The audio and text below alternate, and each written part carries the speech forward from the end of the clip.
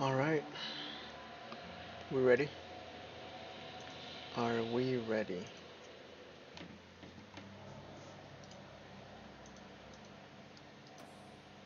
$54. We're probably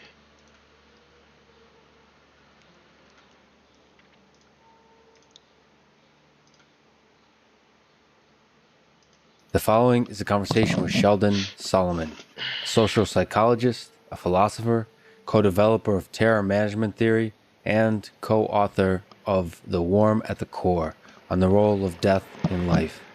He further carried the ideas of Ernest Becker that can crudely summarize as the idea that our fear of death is at the core of the human condition and the driver of most of the creations of human civilization.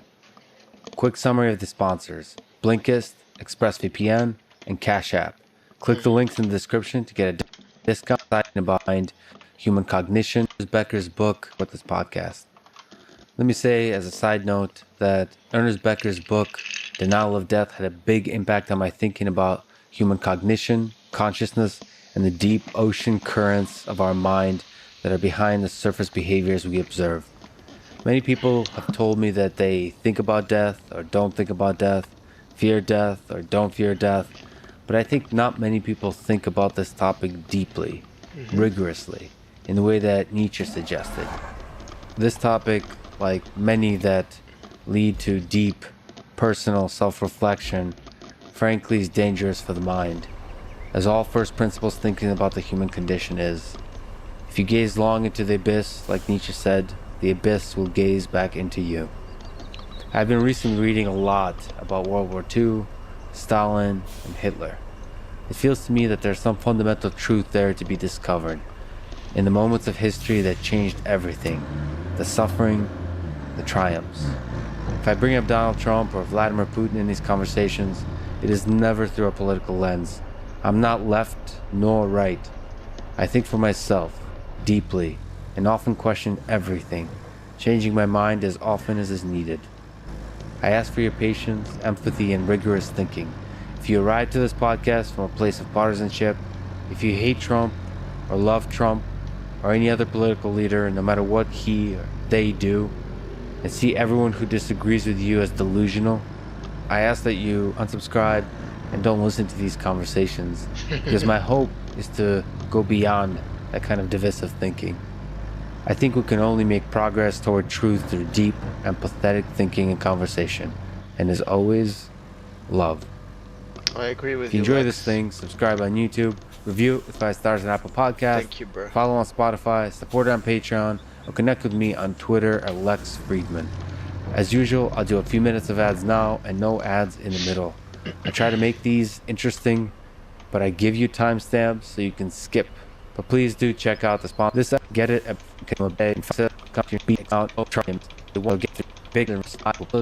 Glee here with Sheldon Solomon. What is the role of death and fear of death in life?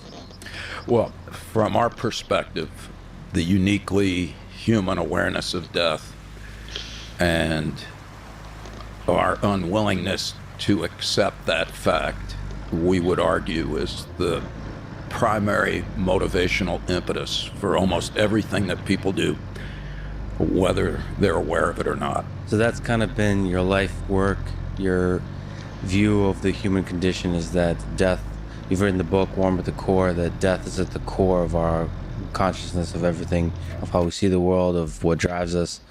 Maybe can you elaborate, like, how you see death fitting in? What does it mean to be at the core of our being? So I think that's a great question. And, to be pedantic, I usually start, my psychology classes, and I say to the students, okay, let's define our terms. And the ology part, they get right away. It's the study of. And then we get to the psyche part. And understandably, the students are like, oh, that means mind. And I'm like, well, no, that's a modern interpretation. But in the ancient Greek, it means soul. but not in the Cartesian dualistic sense that most of us in the West think when that word comes to mind. And so you hear the word soul, and you're like, well, all right, that's the non-physical part of me that's potentially detachable from my corporal container when I'm no longer here. But Aristotle's, who coined the word psyche, I think, he was not a dualist. He was a monist. He thought that the soul was inextricably connected to the body, and he defined soul as the essence of a natural body that is alive. And then he goes on and he says, all right, let me give you an example. If an axe was alive, the soul of an axe would be to chop. And if you can pluck your eyeball out of your head and it was still functioning, then the soul of the eyeball would be to see. You know, and then he's like, all right, the soul of a grasshopper is to hop, the soul of a woodpecker is to peck, which raises the question, of course, what is the essence of what it means to be human? And here, of course, there is no one universally accepted conception of the essence of our humanity. All right, Aristotle, gives us the idea of humans as rational animals. We're Homo sapiens. But not the only game in town. Got Joseph Huizinga, an anthropologist in the 20th century. He called us Homo ludens, that we're basically fundamentally playful creatures. And then I think it was Hannah Arendt, Homo faber, we're tool-making creatures. Another woman, Ellen Dissanayake, wrote a book called Homo aestheticus, and following Aristotle and his poetics, she's like, well, we're not only rational animals, we're also aesthetic creatures that appreciate beauty. There's another take on humans, I think they call us Homo narratans. We're storytelling creatures. And I think all of those designations of what it means to be human are quite useful heuristically and certainly worthy of our collective cogitation. But what garnered my attention when I was a young punk was just a single line in an essay by a Scottish guy. It was Alexander Smith, in a book called Dreamthorpe. I think it's written in the 1860s. He just says right in the middle of an essay, it is our knowledge that we have to die that makes us human. And I remember reading that, and in my gut, I was like, oh man, I don't like that, but I think you're onto something. And then William James, the great Harvard philosopher and arguably the first academic psychologist, he referred to death as the worm at the core of the human condition. So that's where the worm at the core idea comes in. And that's just an allusion to the story of Genesis. Back in the proverbial old days in the Garden of Eden, everything was going tremendously well until the serpent tempts Eve to take a chomp out of the apple of the tree of knowledge, and Adam partakes also. And this is, according to the Bible, what brings death into the world. And from our vantage point, the story of Genesis is a remarkable allegorical recount of the origin of consciousness, where we get to the point where, by virtue of our vast intelligence, we come to realize the inevitability of death. And so, the apple is beautiful and it's tasty, but when you get right into the middle of it, there's that ugly reality, which is our finitude. And then fast forward a bit, and I was a young professor at Skidmore College in 1980.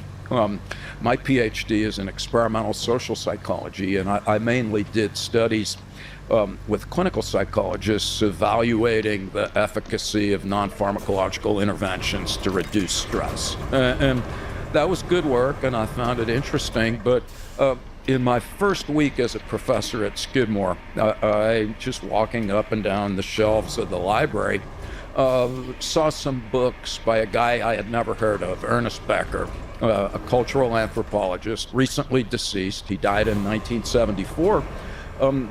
After weeks before, actually, he was posthumously awarded the Pulitzer Prize in nonfiction for his book, The Denial of Death.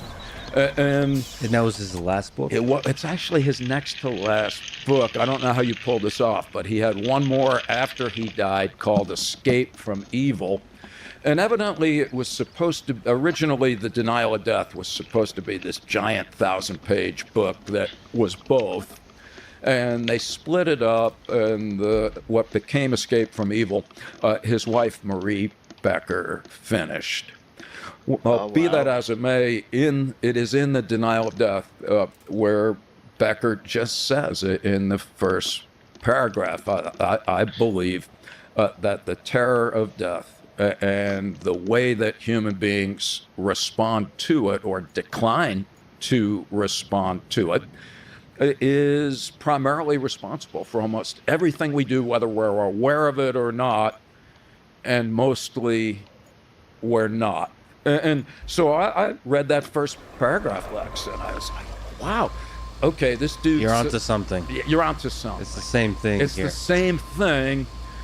And then it reminded me, I think, of, not to play psychologist, but, let's face it, I believe there's a reason why we end up drifting where we ultimately come to. So I'm in my mid-20s. I got Ernest Becker's book in my hand, and the next thing I know, I'm remembering when I'm 8 years old, the day that my grandmother died. And, the day before, my mom said, oh, say goodbye to Grandma. She's not well. And, okay, so I was like, okay, Grandma. And I knew she wasn't well, but I didn't really appreciate the magnitude of her illness. Well, she dies the next day. And it's in the evening, and I'm just sitting there looking at my stamp collection. And I'm like, wow, I'm going to miss my grandmother. And then I'm like, no, wait a minute.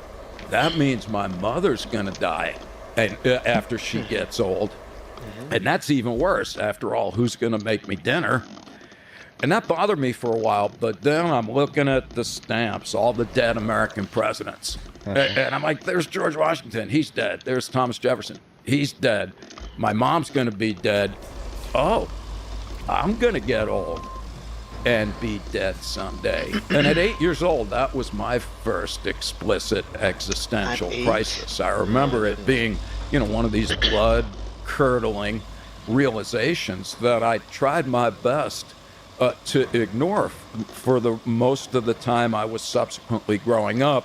But fast forward back to Skidmore College, mid-20s, reading Becker's book in the 1980s, thinking to myself, wow, one of the reasons why I'm finding this so compelling is that it squares with my own personal experience. And then to make a short story long, and I'll shut up, Lex, but what grabbed me about Becker, and this is in part because I read a lot of his other books. There's another book, The Birth and Death of Meaning, which is framed from an evolutionary perspective. And then The Denial of Death is really more framed from an existential psychodynamic vantage point. And as a young academic, I was really taken by what I found to be a very potent juxtaposition that you really don't see that often. Yet usually evolutionary types are eager to dismiss the psychodynamic types and vice versa. And maybe only John Bowlby, there's other folks, but the attachment theorist, John Bowlby, was really one of the first serious academics to say these ways of thinking about things are quite compatible. And can you comment on what a psychodynamics view of the world is versus an evolutionary view of the world, just in case people are not? Yeah, absolutely. That's a fine question. Well, for the evolutionary types in general are interested in how it is and why it is that we have adapted to our surroundings in the service of persisting over time and being represented in the gene pool thereafter. You used to be a fish. Yes. We used to be a fish, and now, and now we end up talking on a podcast. So how we came to be that way. How we came to be that way. And so, whereas the existential psychodynamic types, I would say, are more interested in development across a single lifespan. But the evolutionary types dismiss the psychodynamic types as overly speculative and devoid of empirical support for their views. They'll just say these guys are talking shit, if you'll pardon the expression. Yeah. And of course, you can turn right around and say the same about the evolutionary types. They are often and rightfully criticized, evolutionary psychologists, for what are called the just so stories, where it's like, oh, this is probably why fill in the blank is potentially adaptive. And my thought, again, early on, was I didn't see any intrinsic antithesis between these viewpoints. I just found them dialectically compatible and very powerful when combined. So one question I would ask here is about science being speculative. We understand so little about the human mind. You said you picked up Becker's book, and it felt like he was onto something. That's the same thing I felt when I picked up Becker's book, probably also in my early 20s. I read a lot of philosophy, but it felt like the question of the meaning of life kind of, this seemed to be the most, the closest to the truth somehow. It was onto something. So I guess the question I want to ask also is like, how speculative is psychology? How, like, all of your life's work, how do you feel, how confident do you feel about the whole thing, about understanding our mind? I feel confidently unconfident, to have it both ways. Like, what do we make of psychology? What do we make, starting with Freud, starting just our, or just, even just philosophy, even the aspects of the sciences, like my field of artificial intelligence, but also physics. It often feels like, man, we don't really understand most of what's going on here, and certainly that's true with the human mind. Yeah, well, to me, that's the proper epistemological stance. I don't know anything. It's the Socratic, I know that I don't know, which is the first step on the path to wisdom. I would argue forcefully that we know a lot more than we used to. I would argue equally forcefully, not that I have a PhD in the philosophy of science, but I believe that the Thomas Kuhns of the world are right when they point out that change is not necessarily progress. And so, on the one hand, I do think we know a lot more than we did back in the day when, if you wanted to fly, you put on some wax wings and jumped off a mountain. Yeah. On the other hand, I think it's quite arrogant when scientists, I'll just speak about psychological scientists, when they have the audacity to mistake statistical precision for knowledge and insight. And when they make the mistake, in my estimation, that Einstein bemoaned, and that's this idea that the mere accumulation of data will necessarily result in conceptual breakthroughs. And so I like we're all, I hope, appreciative of the people who trained us. But I remember my first day in graduate school at the University of Kansas. They brought us into a room, and on one side of the board was a quote by Kurt Lewin, or Levine, famous German social psychologist. And was nothing. And the quote is, "There's nothing more useful than a good theory." And then on the other side was another quote by a German physicist. His name eludes me, and it was, "All theories are wrong." And I'm like, which is it? Contradiction. And of course, the point is that it's both. Our theories are, I believe, powerful ways to direct our attention to aspects of human affairs that might render us better able to understand ourselves and the world around us. Now, I also, as an experimental psychologist, I adhere to the view that theories are essentially hypothesis-generating devices, and that at its best, science is a dialectical interplay where you have theoretical assertions that yield testable hypotheses, and that either results in the corroboration of the theory, the rejection of it, or the modification thereafter. If we look at the existentialists, or even like modern philosopher psychologist types like Jordan Peterson, I'm not sure if you're familiar with. I know Jordan pretty well. We go way back, actually. If he were here with us today, he would be jumping in and I believe very interesting and important ways. But yeah, we go back 30 years ago. He was basically saying our work is nonsense. Let's get into this. I'm sure I'll talk to Jordan eventually on this thing. Yeah, going through some rough times right now. Oh, absolutely, and I wish him well. Jordan was working on his maps of meaning, and we were publishing our work. And I think Jordan at the time was concerned about our vague claims to the effect that all meaning is arbitrary. He takes a more Jungian as well as evolutionary view that I don't think is wrong, by the way, which is that there are certain kinds of meanings that are more important, let's say religious types, and that we didn't pay sufficient attention to that in our early days. So can you try to elucidate like what his worldview is? Because he's also a religious man. So what was some of the interesting aspects of the disagreements that then? Yeah, well, back in the day, I just said, Jordan was a young punk.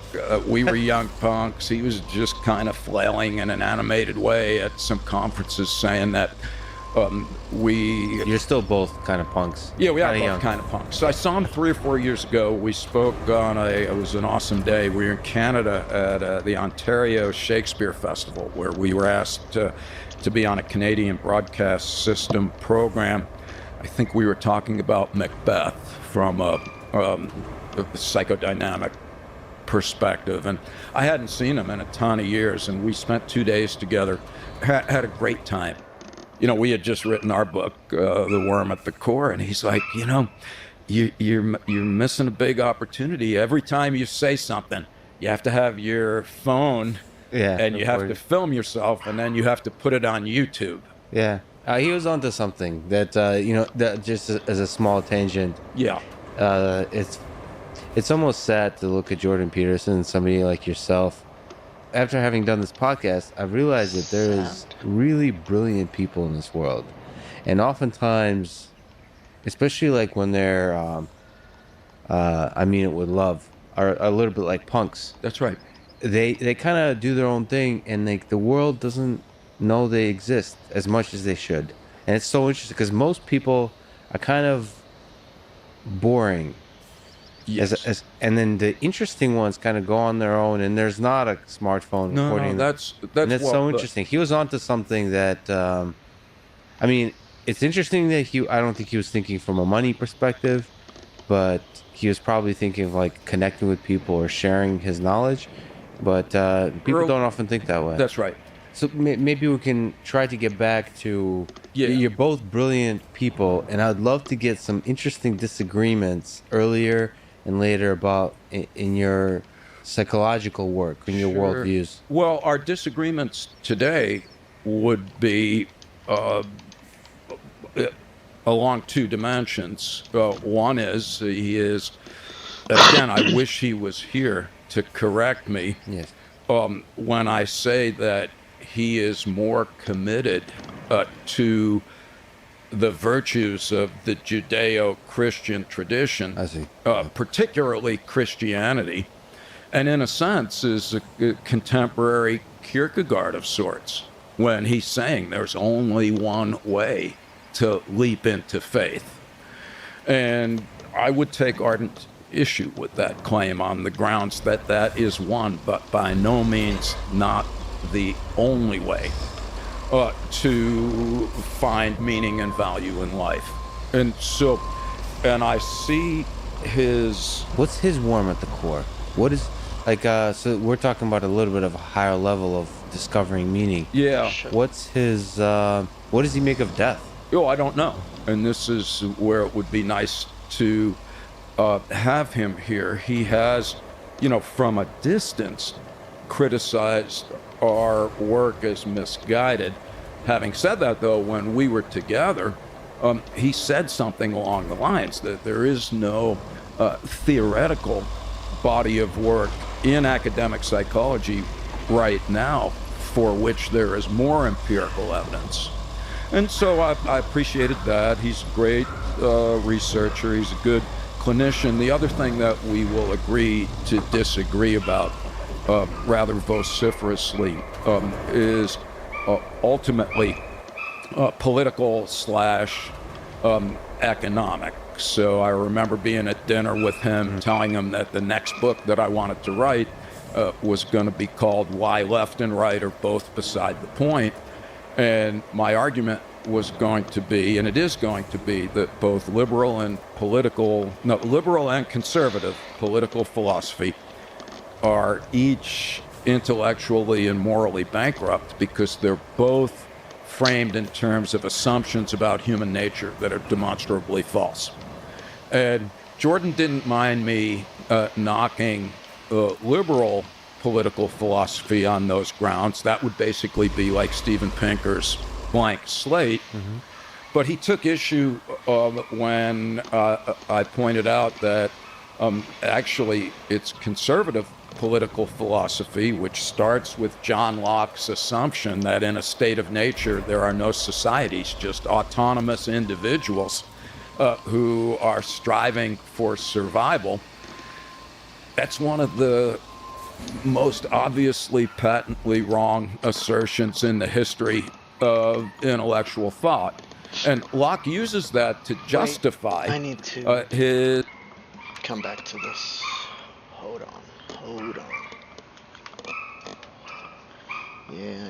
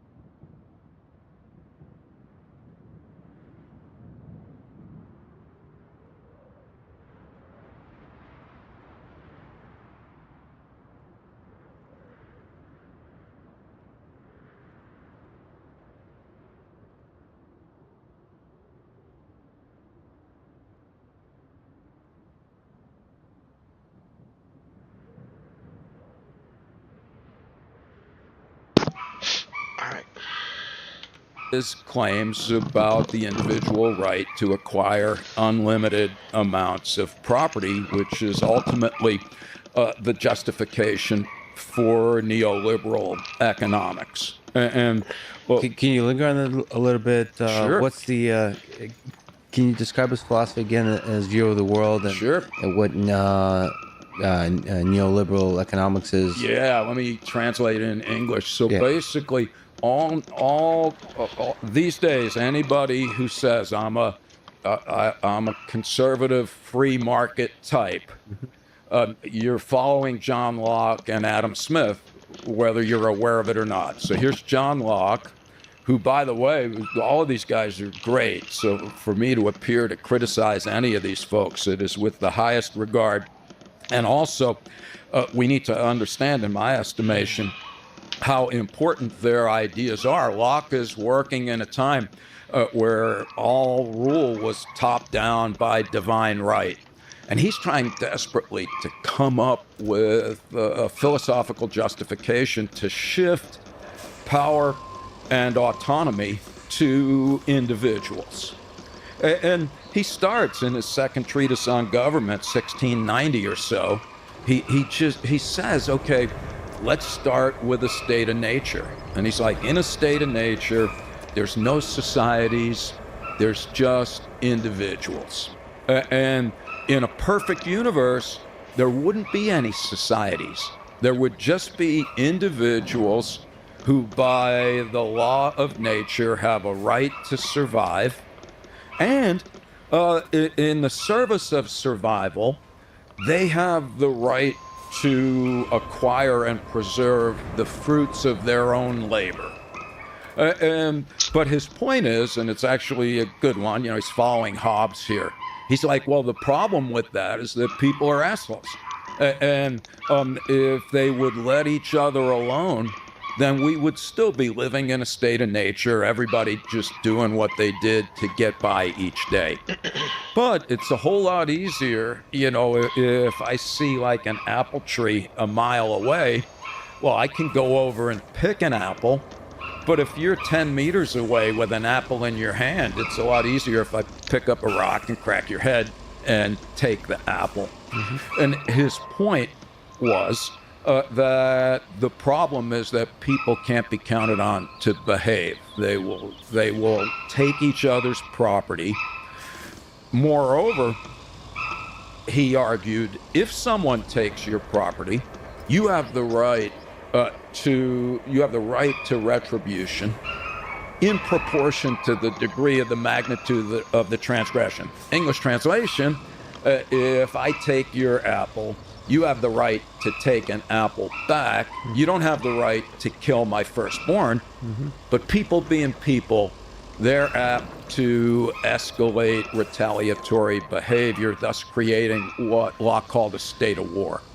So he said, in order to avoid a state of war, people reluctantly give up their freedom in exchange for security. They agree to obey the law, and that the sole function of government is to keep domestic tranquility and to ward off foreign invasion in order to protect our right to property. All right, so now here's the property thing. Uh-huh. All right, so Locke says, if you look in the Bible and in nature, there is no private property. But Locke says, well, surely if there's anything that you own, it's your body. And surely you have a right by nature to stay alive. And then by extension, anything that you do where you exert effort or labor, that becomes your private property. So back to the apple tree. If I walk over to an apple tree, that's everybody's apples until I pick one. And the minute I do, that is my apple. Right? And then he says, you can have as many apples as you want as long as you don't waste them and as long as you don't impinge on somebody else's right to get apples. Mm-hmm. Right? So far, so good. Yep. And then he says, well, okay, in the early days, you could only eat so many apples, or you could only trade so many apples with somebody else. So he was like, well, if you put a fence around a bunch of apple trees, those become your apples. That's your property. If somebody else wants to put a fence around Nebraska, that's their property. And everybody can have as much property as they want because the world is so big that there is no limit to what you can have if you pursue it by virtue of your own effort. Mm-hmm. But then he says money came into the picture. And this is important because he noticed long before anybody, before the Freuds of the world, that money is funky because it has no intrinsic value. He's like, ooh, look at that shiny piece of metal that actually has, if you're hungry and you have a choice between a carrot and a lump of gold in the desert, most people are going to go for the carrot. But his point is that the allure of money is that it's basically a concentrated symbol of wealth, but because it doesn't spoil, Locke said, you're entitled to have as much money as you're able to garner, right?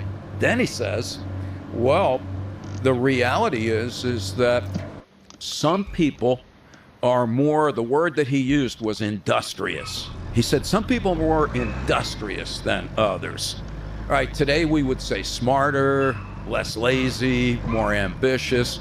He just said that's natural. It's also true. Therefore, he argued, over time, some people are going to have a whole lot of property and other people not much at all. Inequality for Locke is natural and beneficial for everyone. His argument was that, the rising tide lifts all boats, and that the truly creative and innovative are entitled to relatively unlimited worth because we're all better off as a result.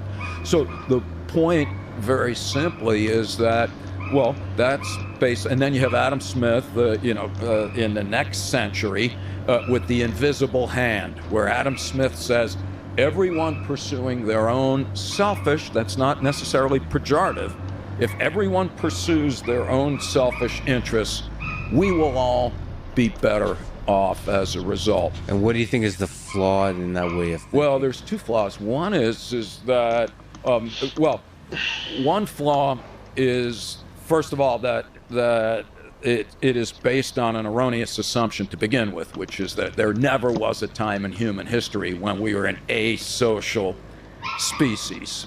In a sense, you don't feel like that there's this emphasis of individual autonomy is a flawed premise. Like there's something fundamentally, deeply interconnected between us. I do. I think that Plato and Socrates, in the Crito, were closer to the truth when they started with the assumption that we were interdependent, and they derived individual autonomy as a manifestation of a functional social system. That's fascinating. So when Margaret Thatcher, you're too young, in the 1980s, she said, societies? There's no such thing as societies. There's just individuals pursuing their self-interest. So that's one point where I would take issue respectfully with John Locke. Point number two is when Locke says in 1690, well, England's filled up, so if you want some land, just go to America, it's empty. Or maybe there's a few savages there, just kill them. So, and Melville does the same thing in Moby Dick, where he thinks about, will there ever come a time where we run out of whales? Mm-hmm. And he says no, but we have run out of whales. And so Locke was right maybe in 1690 that the world was large and had infinite resources. He's certainly wrong today, in my opinion. Also wrong is the claim that the unlimited pursuit of personal wealth does not harm those around us. There is no doubt that radical inequality is tragic psychologically and physically. Poverty is not that terrible. It's easy for me to say because I have a place to stay and something to eat. But as long as you're not starving and have a place to be, poverty's not as challenging as having the impoverished in close proximity to those who are obscenely wealthy. So it's not any absolute measure of your well-being; it's the inequality of that well-being. That's is quite right. The painful. So maybe just to linger on the Jordan Peterson thing, in terms of your disagreement in his worldview. So he went through quite a bit. There's been quite a bit of fire, right, in his defense, or maybe his opposition of the idea of equality of outcomes. So looking at the inequality that's in our world, looking at, certain groups measurably having an outcome that's different than other groups, and then drawing conclusions about fundamental unfairness, injustice, inequality in the system. So like systematic racism, systematic sexism, systematic anything else that creates inequality. And he's been kind of saying pretty simple things to say that the system for the most part is not broken or flawed. That the inequality is the inequality of outcomes is part of our world. What we should strive for is the equality of opportunity. Yeah, and I do not dispute that as an abstraction. But again, to back up for a second, I do take issue with Jordan's fervent devotion to the free market and his cavalier dismissal of Marxist ideas, which he has, in my estimation, mischaracterized in his public depictions. Let's get into it. So he seems to really not like socialism, Marxism, communism. Historically speaking, sort of. How would I characterize it? I'm not exactly sure. I don't want to. Again, he'll eventually be here to defend himself. John Locke, unfortunately, not here to defend himself. Exactly. But what's your sense about Marxism and the way Jordan talks about it, the way you think about it, from the economics, from the philosophical perspective? Yeah, well, if we were all here together, I'd say we need to start with Marx's economic and philosophical manuscripts of 1844, before Marx became more of a polemicist. And I would argue that Marx's political philosophy, he's a crappy economist, I don't dispute that, but his arguments about human nature, his arguments about the inevitably catastrophic psychological and environmental and economic effects of capitalism, I would argue every one of those has proven quite right. Marx maybe did not have the answer, but he saw in the whenever he was writing, that inevitably capitalism would lead to massive inequity, that it was ultimately based on the need to denigrate and dehumanize labor, to render them, in his language, a fleshy cog in a giant machine, and that it would create tension and conflict between those who owned things and those who made things, that over time would always, the Thomas Piketty guy who writes about capital and just makes the point that return on investment will always be greater than wages. That means the people with money are going to have a lot more. That means there's going to come a point where the economic house of cards falls apart. Now, the Joseph Schumters of the world, they're like, that's creative destruction. Bring it. That's great. So I think it's Niles Ferguson. He's a historian. He may be at Stanford now. He was at Harvard. He writes about the history of money, and he's like, Yeah, there's been 20 or whatever depressions and big recessions in the last several hundred years. And when that happens, half of the population or whatever is catastrophically inconvenienced. But that's the price that we pay for progress. Other people would argue, and I would agree with them, that I will happily sacrifice the rate of progress in order to flatten the curve of economic destruction. To put that in plainer English, I would direct our attention to the social democracies that, forgetting for the moment of whether it's possible to do this on a scale in a country as big as ours, on all of the things that really matter, gross domestic GDP or whatever, that's just an abstraction.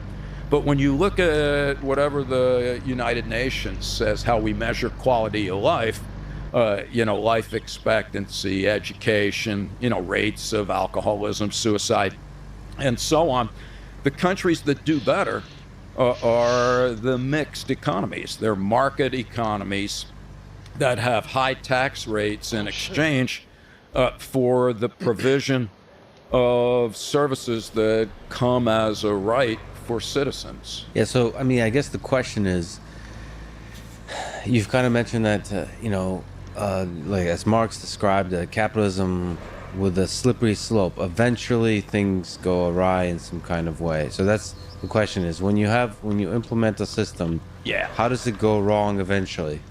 Eventually we'll all be dead. That's exactly right. That's right. So, and then the criticism, I mean, I think these days, unfortunately, Marxism is a dirty word. I say unfortunately because even if you disagree with a philosophy, you should calling somebody a Marxist should not be a thing that shuts down all conversation. No, that's right. And the fact is I'm sympathetic with Jordan's dismissal of the folks in the talking heads these days who spew Marxist words. To me, it's like fashionable nonsense. Do you know that book that the physicist wrote, Mocking? You're too young, so in the 20 or so years ago. We're all pretty young, really. Yeah, that's right. But I think there were these NYU physicists. They wrote a paper just mocking the kind of literary postmodern types. And those kinds of, yeah, and it was just nonsense. And of course, it was made the lead article. My point is Marx wouldn't be a Marxist. True. I've read and listened to some of the work of Richard Wolff. He speaks pretty eloquently about Marxism. I like him. Yes. He's one of the only,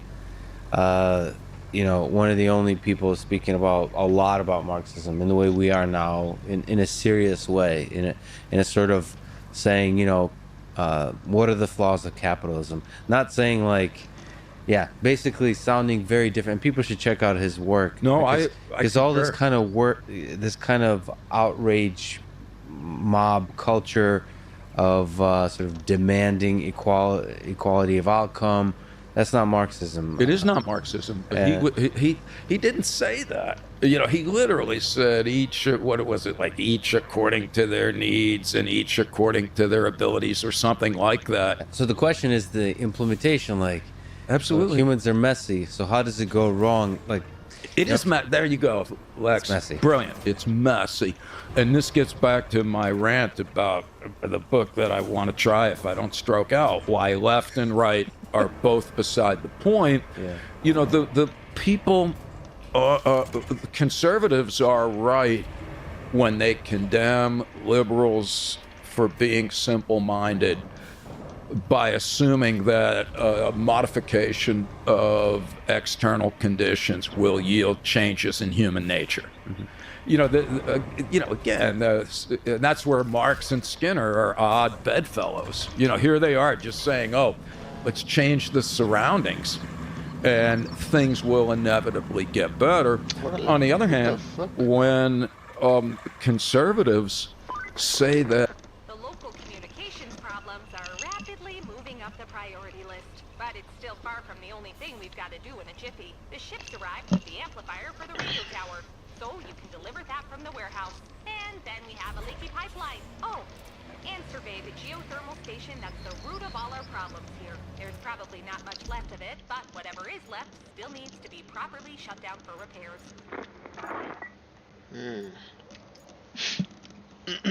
Hot springs.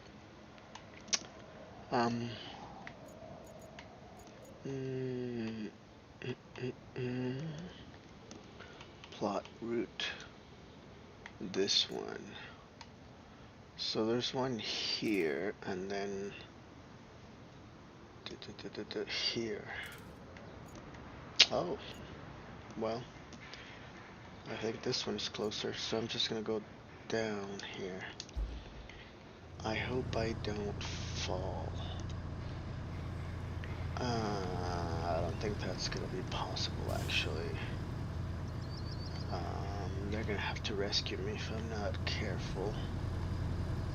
Okay.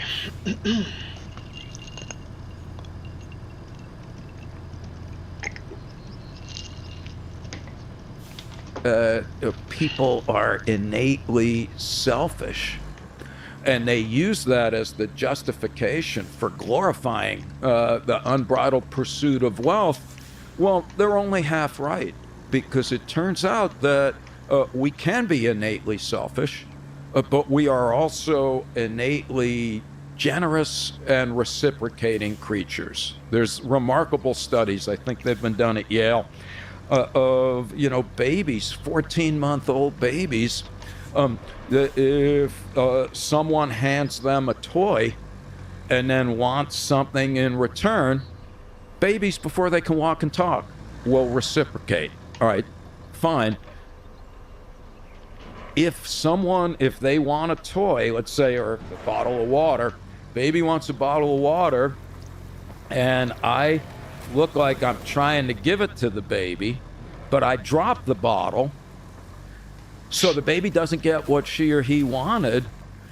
When given a chance to reciprocate, little babies will reciprocate because they're aware of and are responding to intention. Similarly, if they see somebody behaving unfairly to someone, they will not help that person in return. So my point is yeah, we are selfish creatures at times, but we are also simultaneously uber social creatures who are eager to reciprocate, and in fact, we're congenitally prepared to be reciprocators to the point where we will reciprocate on the basis of intentions above and beyond what actually happens. How close? So, I mean, your work is on the fundamental role of the fear of mortality in ourselves. How fundamental is this reciprocation, this human connection to other humans? Oh, I think it's really innate. Yeah, I think it's because bats reciprocate, not by intention, but I'm going here from Richard Dawkins, The Selfish Gene.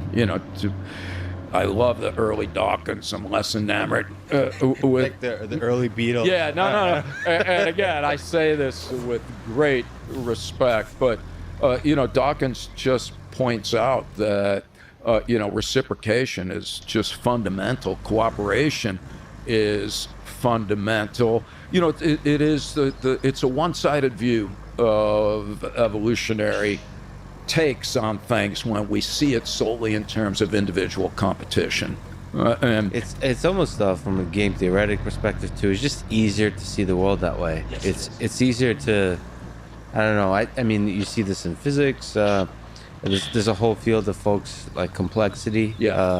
That kind of embrace the fact that it's all an intricately connected mess, and it's just very difficult to do anything with that kind of science. But it seems to be much closer to actually representing what the world is like. So, like you put it earlier, Lex, it's messy. So left and right. You mentioned you're thinking of maybe actually putting it down on paper or something. Yeah, I would like to, because that'd be great. what I would like to point out, again, in admiration of all of the people that I will then try and have the gall to criticize, is look, these are all geniuses. Locke, genius.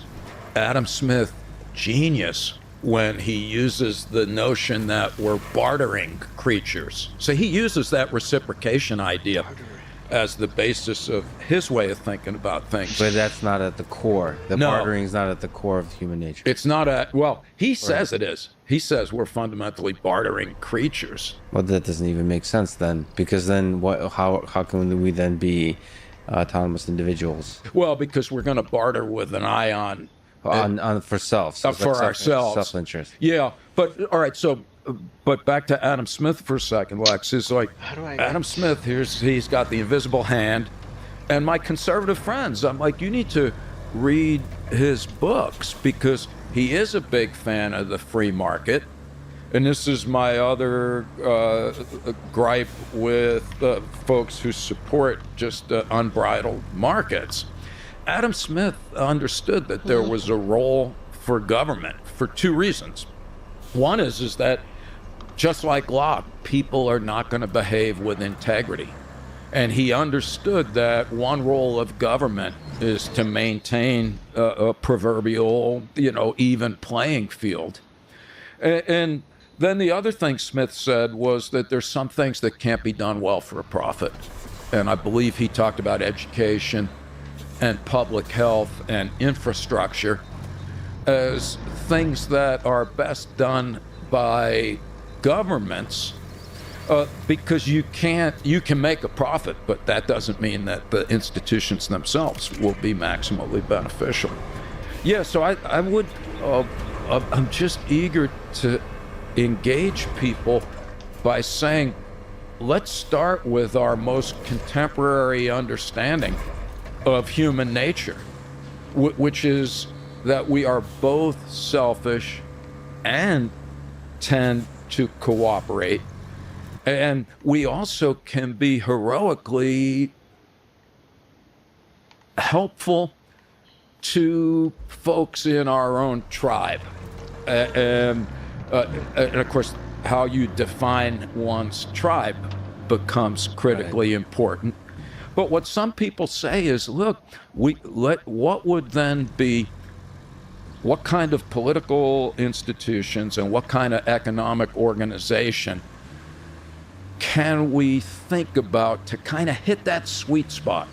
And that would be, in my opinion, how do we maximize individual autonomy in a way that fosters creativity and innovation and the self-regard that comes from creative expression, while engaging our more cooperative and reciprocal tendencies in order to come up with a system that is potentially stable over time. Because the other thing about all capital-based systems, The stability, it's fundamentally unstable. yeah, because it's based on infinite growth, and it's a positive feedback loop. To be silly, infinite growth is only good for malignant cancer cells and compound interest. Otherwise, we want to seek a steady state, and that would be, so when Steven Pinker writes, for example, again, great scholar, but I'm going to disagree when he says the world has never been better, and all we need to do is keep making stuff and buying stuff. So your sense is the world is sort of in disagreement with Steven Pinker, that the world is like facing a potential catastrophic collapse in multiple directions. Yes. And the fact that there's certain, like, the rate of violence in aggregate is decreasing, the death, the quality of life, all those kinds of measures that you can plot across centuries, that it's improving. That doesn't capture the fact that our world might be we might destroy ourselves in very painful ways in the next century. Yeah. So I'm with Jared Diamond, in the book Collapse, where he points out, studying the collapse of major civilizations, that it often happens right after things appear to never have been better. And in that regard, I mean, there are more known voices that have taken issue with Dr. Pinker. I'm thinking of John my Gray, God, who's bro. a Really? British philosopher, and here in the States, I don't know where he is these days, but Robert J. Lifton, the psychohistorian. Yeah, they're both of my view, and which I hope is, by the way, wrong. But Me too. Yeah, no, but you know, between you know, ongoing ethnic tensions, environmental degradation, economic instability, and the fact that you know, the world has become a petri dish of psychopathology. Like what really worries me is the quiet economic pain that people are going through, the businesses that are closed, Yeah. dreams that are broken because you can no longer do the thing that you've wanted to do, and how I mentioned to you off camera that I've been reading the rise and fall of the Third Reich, and I mean the amount of anger and hatred, and on the flip side of that, sort of a nationalist pride that can arise from deep economic pain. Like what happens with that economic pain is you become bitter. Yep. You start to find the other, whether it's other European nations that mistreated you, whether it's other groups that mistreated you. Yep. It always ends up being the Jews that somehow are at fault here. Yep. That's what worries me, is where this quiet anger and pain goes in 2021, 2022, 2030. If you look, sorry to see the parallels. No. Rise and fall of the Third Reich, but you know what happens 10, 15 years from now from what's because of the COVID pandemic that's happening now. And Lex, you make I think a really profoundly important point, you know, back to our work for a bit, or Ernest Becker rather. You know, his point is that the way that we manage existential terror is to embrace culturally constructed belief systems that give us a sense that life has meaning and we have value. And in the form of self-esteem, which we get from perceiving that we meet or exceed the expectations associated with the role that we play in society. Well, here we are right now in a world where, first of all, if you have nothing, you are nothing. And secondly, as you were saying before we got started today, a lot of jobs are gone and they're not coming back. And that's where the self-esteem... That's where the self-esteem and identity come in. Where people, it's not only that you don't have anything to eat, you don't even have a self anymore to speak of, because we typically define ourselves, you know, as Marx put it, you are what you do. And now who are you when your way of life, as well as your way of earning a living, is no longer available? Yeah, and it feels like that yearning for self-esteem, that we could talk a little bit more, because about defining self-esteem is quite interesting. The more I've read sort of Warm at the Core, and just in general your thinking, it made me realize I haven't thought enough about the idea of self-esteem. But the thing I want to say is it feels like when you lose your job, then it's easy to find, it's tempting to find that self-esteem. While preparing to shut down the geothermal station, we better do something with its water supply. After all, there's nothing wrong with some mineral water now and then, but not when it's boiling hot and flooding the place, unless you're into that sort of thing. So, let's just redirect it to an emergency drain pipeline. Finding the spare valves and installing them at the central distribution substation should do the trick. While you're at it, you could fix the pipelines connecting the two power stations and the machine yard. And we'll also have to compensate for the geyser station being offline, which means freeing some space around the main power substation and connecting it to the backup transformer station by cable. Did you get all that? Of course you did.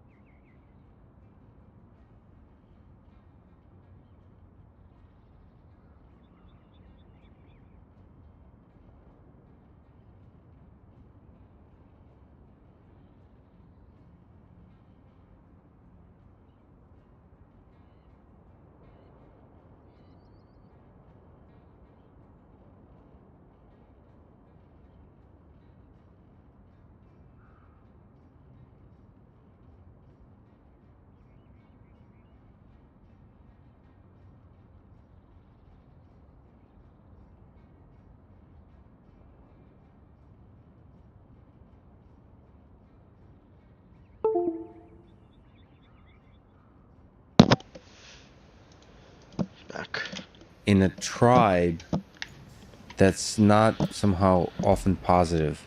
That's exactly. It's like a tribe that defines itself on the hatred of somebody else. So that's brilliant. And this is what John Gray, the philosopher in the 1990s, he predicted what's happening today. He wrote a book about globalism. And actually, Hannah Arendt in the 1950s said the same thing in her book about totalitarianism, when she said that, that economics has reached the point where most money is made not by actually making stuff. You use money to make money. And therefore, what happens is money chases money across national boundaries. Ultimately, governments become subordinate to the corporate entities whose sole function is to generate money. And what John Gray said is that that will inevitably produce economic upheaval in local areas, which will not be attributed to the economic order. It will be misattributed to whoever the scapegoat du jour is, and the anger, and the distress associated with that uncertainty will be picked up on by ideological demagogues who will transform that into rage. So both Hannah Arendt as well as John Gray, they just said, watch out.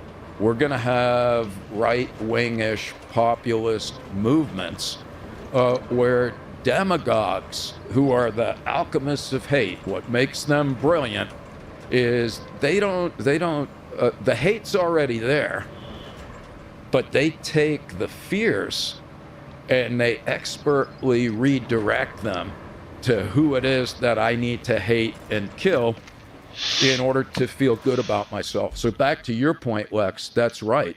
So the self-regard that used to come from having a job and doing it well, and as a result of that, having adequate resources to provide a decent life for your family, well, those opportunities are gone. And yeah, what's left? So Max Weber, German sociologist at the beginning of the 20th century, he said in times of historical upheaval, we are apt to embrace. He was the one who coined the term charismatic leader, right? Seemingly larger than life individuals who often believe, or their followers believe, are divinely ordained to rid the world of evil. Yeah. All right. Now, Ernest Becker, he used Weber's ideas in order to account for the rise of Hitler. Hitler was elected, and he was elected when Germans were in an extraordinary state of existential distress. And he said, I'm going to make Germany great again. All right, now what Becker adds to the equation is his claim that what underlies our affection for charismatic populist leaders, good and bad, is death anxiety. All right, now here's where we come in. We're egghead experimental researchers. Becker wrote this book, The Denial of Death, and he couldn't get a job. People just dismiss these ideas as fanciful speculation for which there's no evidence. And you've done some good experimental psychology work. Here's where I can be more cavalier, and where what I would urge people, like what you said, Lex, is ignore my histrionic and polemic language, if possible, and step back, if you can, myself included, and let's just consider the research findings, because in September 11th, 2001, people that are old enough to remember that horrible day, 2 days before, George W. Bush had the lowest approval rating in the history of presidential polling. All right, 3 weeks later, after he said, we will rid the world of the evildoers, and then a week or two after that, he said in a cover story on Time magazine that he believed that God had chosen him to lead the world during this, to lead the country rather, during this perilous time, he had the highest approval rating. And so we're like, well, what happened? What happened to Americans that their approval of President Bush got so high so fast? Well, our view following Becker is that 2001 was like a giant death reminder. Yeah. The people dying plus the symbols of American greatness, World Trade Center and the Pentagon. So we did a bunch of experiments, and most of our experiments are disarmingly simple. We have one group of people, and we just remind them that they're going to die. We say, hey, write your thoughts and feelings about dying. Or in other cases, we stop them outside, either in front of a funeral home or 100 meters to either side. Our thought being that if we stop you in front of a funeral home, then death is on your mind, even if you don't know it.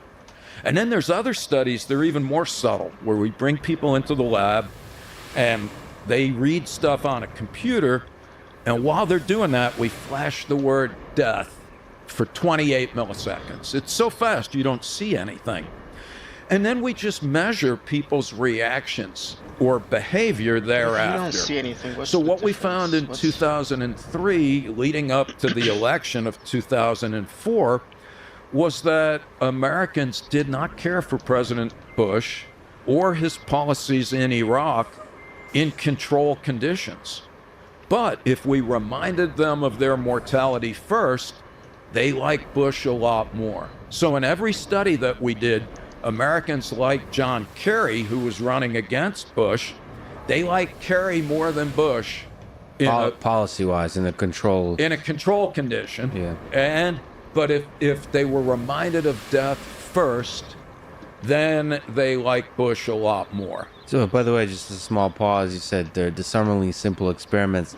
I think that's and people should read Warm at the Core for some other descriptions. You have a lot of different experiments of this nature. I think it's a brilliant experiment connected to the Stoics, perhaps, of how your worldview on anything, on how delicious that water tastes. Yes.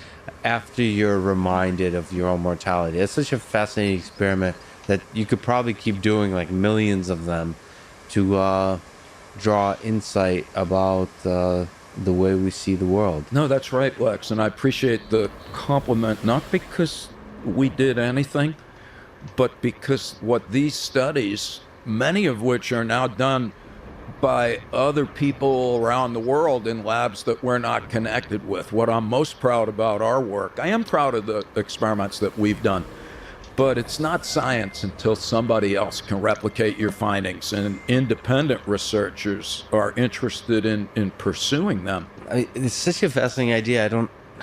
I have to think about a lot about the experiments you've done and that you've inspired, about the fact that death changes the way you see a bunch of different things.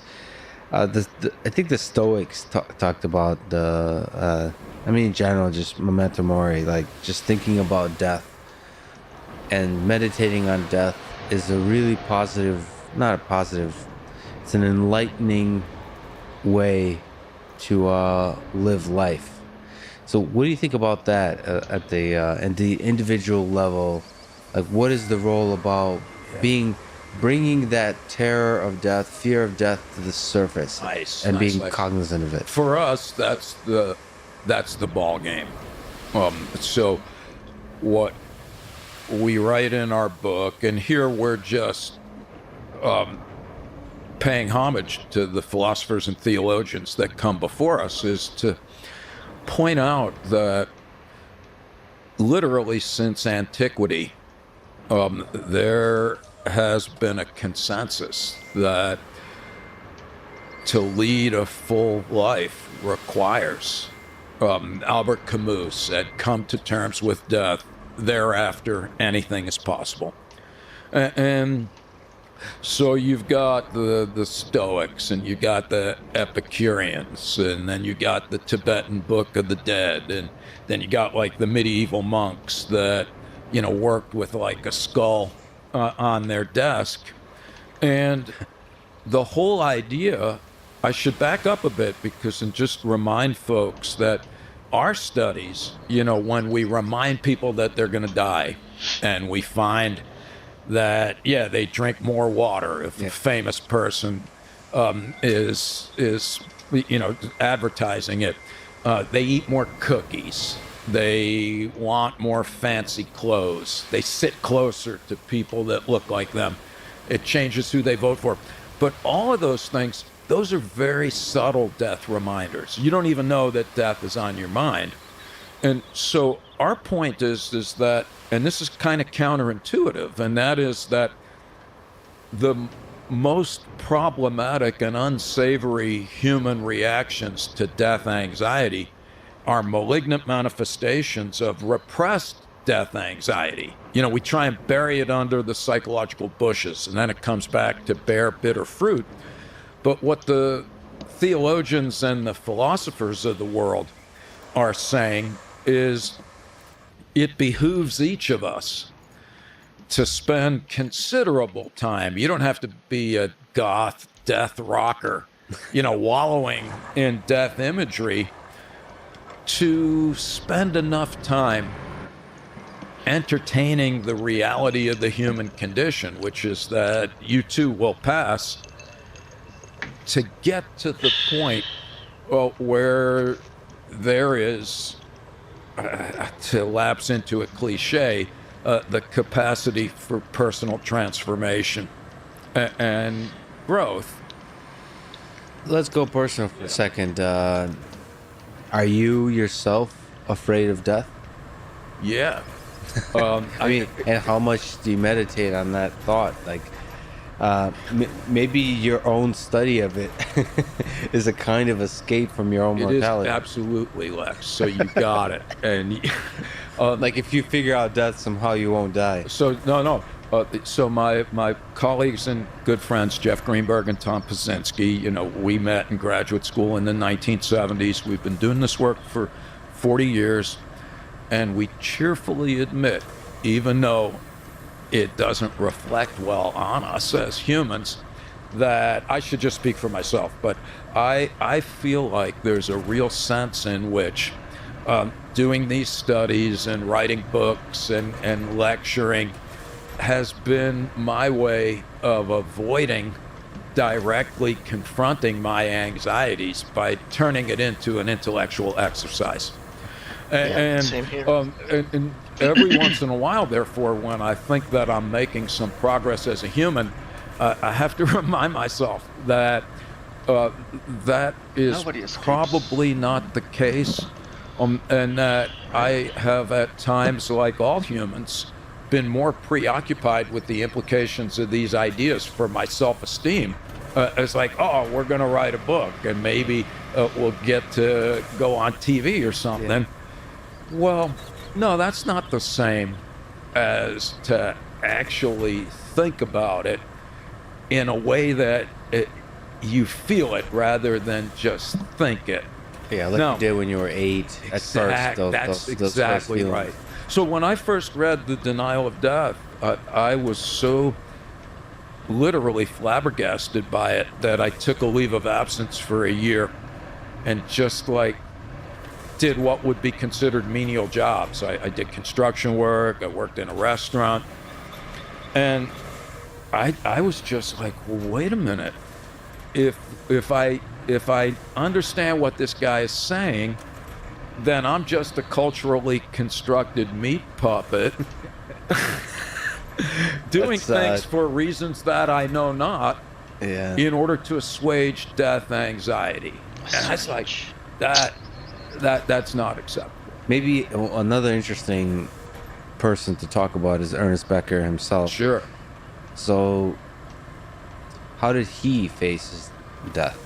Is there something interesting, personal? I think so. So, interesting to me is Becker, also from a Jewish family, claimed to be atheistic, did not identify ultimately as Jewish. I believe he converted to Christianity, but was himself a religious person, and he said he became religious when his first child was born. Now, religious, what does that mean? Well, Does he have a faith in? Well, let's talk more. Yeah. Most importantly, is the afterlife. He was What's his view on the afterlife? He was agnostic on that, but he did. Now, the denial of death is there's a chapter devoted to Kierkegaard, and he talks about, for Kierkegaard, if you want to become a mature individual, if you want to learn something, you go to the university. If you want to become a more mature individual, according to Kierkegaard, you got to go to the school of anxiety. And what Kierkegaard said is that we have to let this vague dis-ease, put a hyphen between dis and ease, about death. Kierkegaard's point is you have to really think about that. You have to think about it and feel it. You got to let it seep into your mind, at which point, according to Kierkegaard, basically you realize that your present identity is fundamentally a cultural construction. You didn't choose the time and place of your birth. You didn't choose your name. You didn't choose necessarily even the social role that you occupy. You might have chosen from what's available in your culture, but not from the full palette of human opportunities. Yeah. And so what Kierkegaard said is that we need to realize that we've been living a lie of sorts. Becker calls it a necessary lie. And we have to momentarily dispose of that. And so now Kierkegaard says, well, here I am. I have shrugged off all of the cultural accoutrements that I have used to define myself. And now what am I, or who am I? This is like the ancient Greek tragedy where the worst thing was to be no one or no thing. At this point, Kierkegaard said, you're really dangling on the precipice of oblivion. And some people tumble into that abyss and never come out. On the other hand, Kierkegaard said that what you can now do metaphorically and literally is to rebuild yourself from the ground up. And in the New Testament, there's something you have to die in order to be reborn. And Kierkegaard's view, though, is that there's only one way to do that. This is his proverbial leap into faith. And in Kierkegaard's case, it was faith in Christianity, that you can't have unbridled faith in cultural constructions. The only thing that you can have unequivocal faith in is some kind of transcendent power. All right, but of course, this raises the question of, well, is that just another death-denying belief system? Right. And at the end of the denial of death, Becker admits that there's no way to tell, while still advocating for what is ultimately a religious stance. Now, one of the things that I don't understand, and Becker has been the most singularly potent influence in my academic and personal life, but a year or two ago, I started reading Martin Heidegger. I'm reading Being and Time, and what I now wonder is why Becker, who refers to Heidegger from time to time in his work, why he didn't take Heidegger more seriously, because Heidegger is like a secular Kierkegaard. He has the same thing, which is death anxiety. Oh, and I should have pointed out that what Kierkegaard says is that death anxiety, most people don't go to the school of anxiety. They flee from death anxiety by embracing their cultural beliefs. Kierkegaard says they then tranquilize themselves with the trivial. And I love that phrase.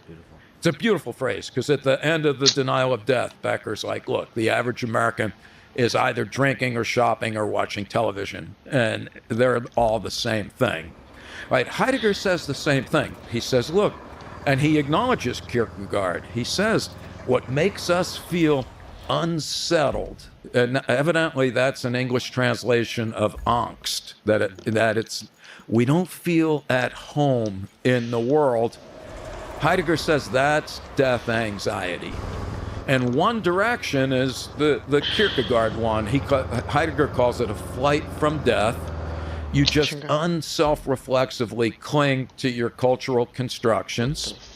And Heidegger borrows the term tranquilized, but he points out that he doesn't care for that term because tranquilized sounds like you're subdued, when in fact what most culturally constructed meat puppets do is to be frenetically engaged with their surroundings to ensure that they never sit still long enough to actually think about anything consequential. Heidegger says there's another way, though. He's like, what you can do is to come to terms with that death anxiety in the following way. Thing number one is to realize that not only are you going to die, but your death can happen at any given moment. So for Heidegger, if you say, I know I'm going to die in some vaguely unspecified future moment, that's still death denial, because you're saying, not me, not now. Yeah. Heidegger's point is, you need to get to the point where you need to realize that, I need to realize that I can walk outside and get smote by a comet. Or I can stop for gas on the way home and catch the virus and be dead in 2 days. Or any number of potentially unanticipated and uncontrollable fatal outcomes. But brilliant, by the way. To bring it into the now. It is brilliant. I agree, Lex, and this is why I'm wondering, why didn't Becker notice this? Because that's the being and time thing. Is it's got to be now, right? And then he says, so now I've dealt somewhat with the death part, and now he says, now you've got to deal with what he calls existential guilt. And he says, well, all right, what you have to realize that, like it or not, you have to make choices. This is Jean-Paul Sartre. We are condemned by virtue of consciousness to choosing. But Heidegger's a little bit more precise. He's like, look, as I was saying earlier, in reality, you're an insignificant speck of respiring carbon-based dust, born into a time and place not of your choosing, when you're here for a microscopic amount of time, after which you are not. And for Heidegger, you have to realize that, like I said, I didn't choose to be born a male or Jewish, or in America, the offspring of working class people. And Heidegger, what he says is, but you still have to make choices and accept responsibility for those choices, even though you didn't choose any of the parameters that ultimately limit what's available to you. And moreover, you're going to not always make good choices. So now you're guilty for your choices. And then he uses the poet Rilke.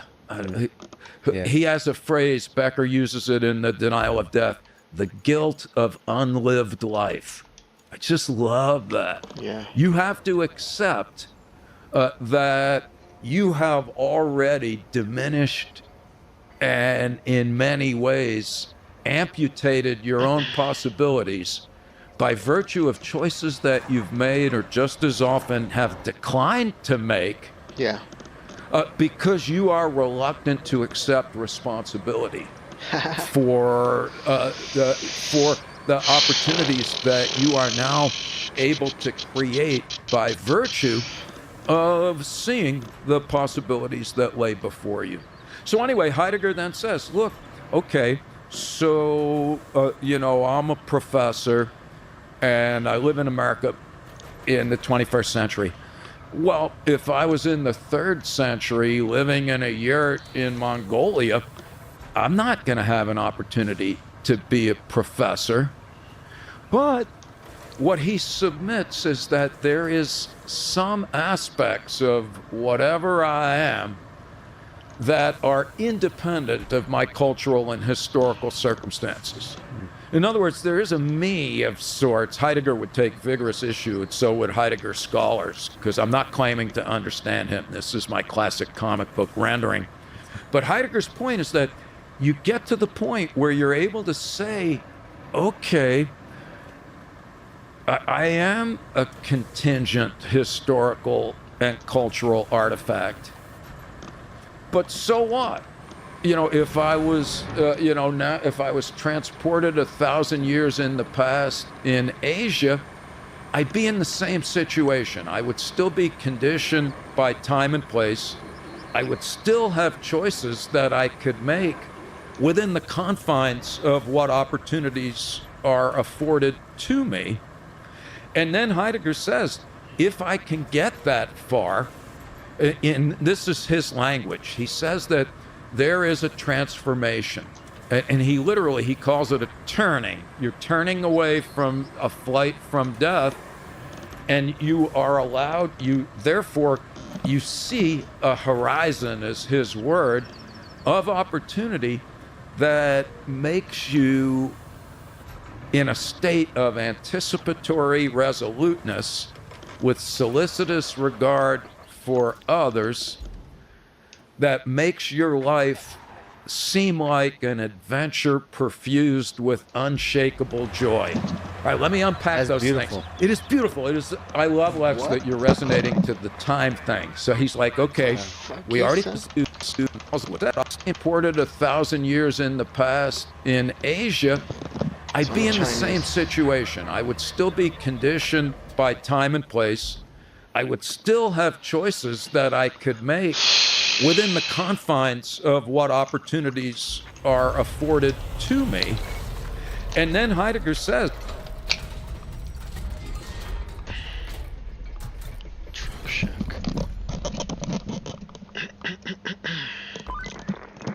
finally, and not a moment too soon. The village council has been buzzing in my ear all this time. I hope they'll find someone else to nag now while we move on to something completely different, like a well-earned month-long vacation. A girl can dream, right? On the more realistic side of things, if you deliver some batches of logs to the sawmill, we still have lots of things to do here, and some lumber should help. Right. if I can get that far, this is his language. He says that if I was in the past, if I was transported 1,000 years in the past in Asia, I'd be in the same situation. I would still be conditioned by time and place. I would still have choices that I could make within the confines of what opportunities are afforded to me. And then Heidegger says, if I can get that far, this is his language. He says that there is a transformation. And he calls it a turning. You're turning away from a flight from death, and you are allowed, therefore, you see a horizon, is his word, of opportunity that makes you in a state of anticipatory resoluteness with solicitous regard for others, that makes your life seem like an adventure perfused with unshakable joy.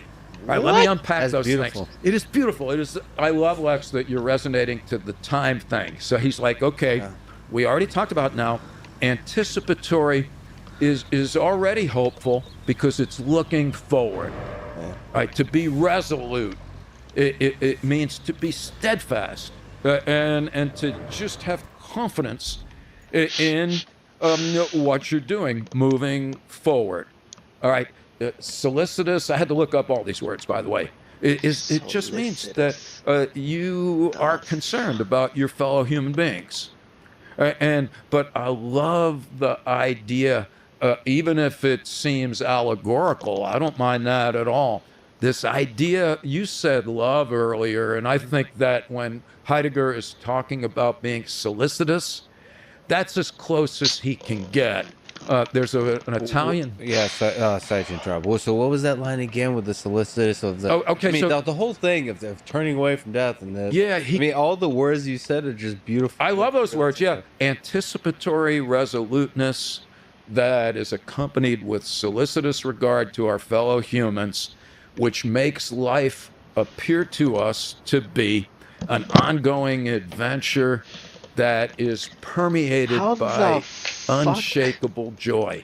Now, again, does he Heidegger's not remember all those Mary words? Poppins. This, I just got a tattoo. no, This is great. I just love Wait, is it. that exact quote? No, I'm piecing together. These are his exact words that, and I spent the last 2 years reading almost everything that I can find because I want to. I'm sick of death. You said it, so I want to second what you say, Lex. So it's not about death. It's the Sherwood Anderson guy. He's a novelist that I like about. He wrote a book called Winesburg, Ohio, and now I'm going to forget what he said on his tombstone. But you know, it was something to the effect. Oh, he said, "Life, not death, is the great adventure." The point being is that, you know, to consider that we must die and the existential implications of that, really the goal, the way I see it, is getting from hate to love. Yeah. And I feel like Heidegger has a way of thinking about things that moves us more in that direction. And so that's kind of my current preoccupation, is to take what I just said to you and to talk about it with my colleagues and other academic psychologists, because the way we started with Ernest Becker, remember I said earlier, I wasn't trained in any of these things. I'm an egghead researcher that was doing experiments about biofeedback. And, you know, then we read these Becker books, and I thought they were so interesting that for the first few years, we didn't have any studies. I just would travel around and I'd be like, here's what this Becker guy says. I think this is cool. Well, my present view is I'm like, here's what this Heidegger guy says.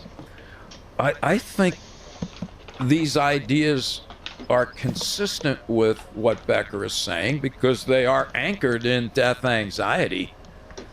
But I like that direction as an alternative to the Kierkegaardian insistence that the only psychologically tenable way to extricate ourselves from maladaptive reactions to death anxiety is through faith in the traditional sense. Yeah, I always kind of saw Kierkegaard unfairly, like you said, in a comic book sense.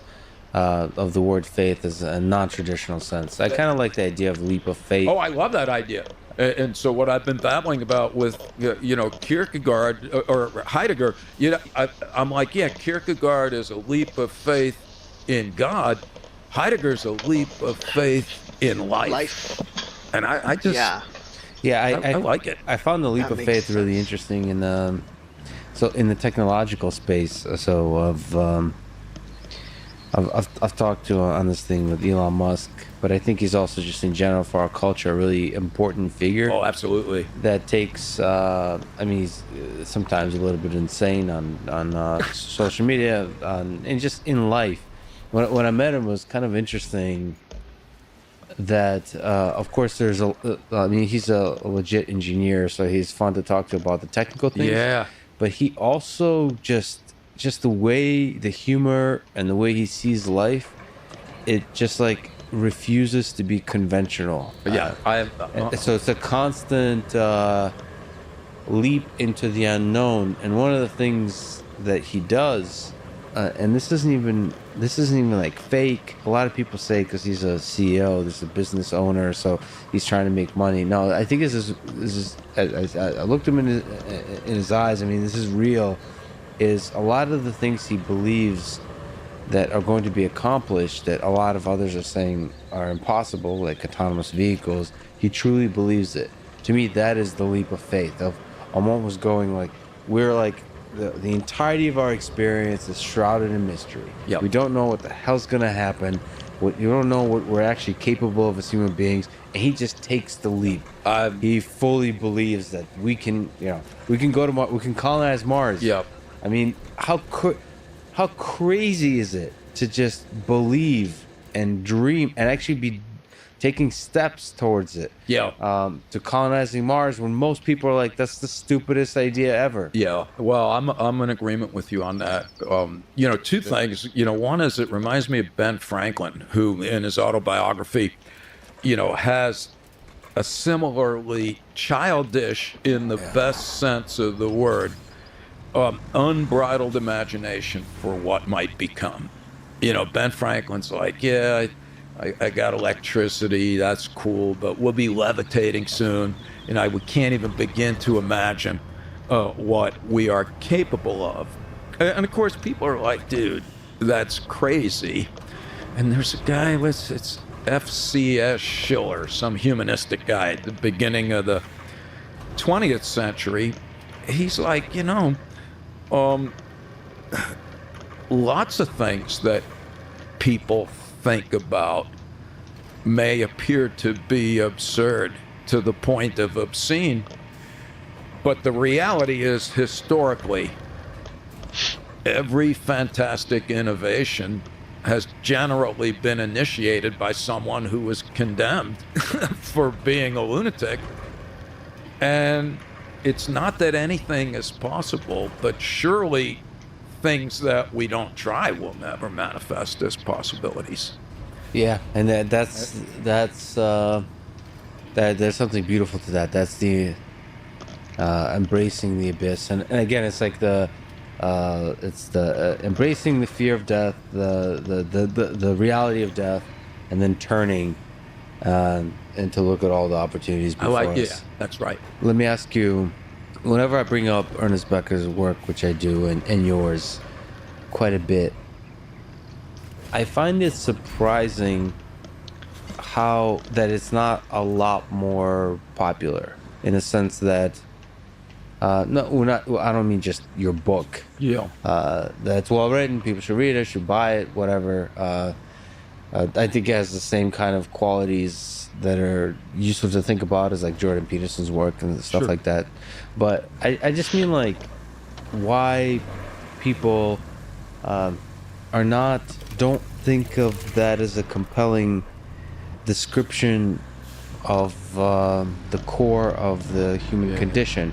Like, I think what you mentioned about Heidegger is quite connects with me quite well. So I ask on this podcast, I often ask people if they're afraid of death. That's like almost every single person. I almost always get criticized for asking world-class people, scientists and technologists, and about the fear of death and the meaning of life. And on the fear of death, they often don't say anything interesting. What I mean by that is they haven't thought deeply about it. Like what you kind of brought this up a few times of really letting it sink in. Yeah. They kind of say this thing about exactly what you said, which is like it's something that happens not today. Like I'm aware that it's something that happens. Yeah. And I'm not the thing they usually say is I'm not afraid of death. I just want to live a good life, kind of thing. Yeah. And what I'm trying to express is like when I look in their eyes and the kind of the core of the conversation, it looks like they haven't really meditated on death.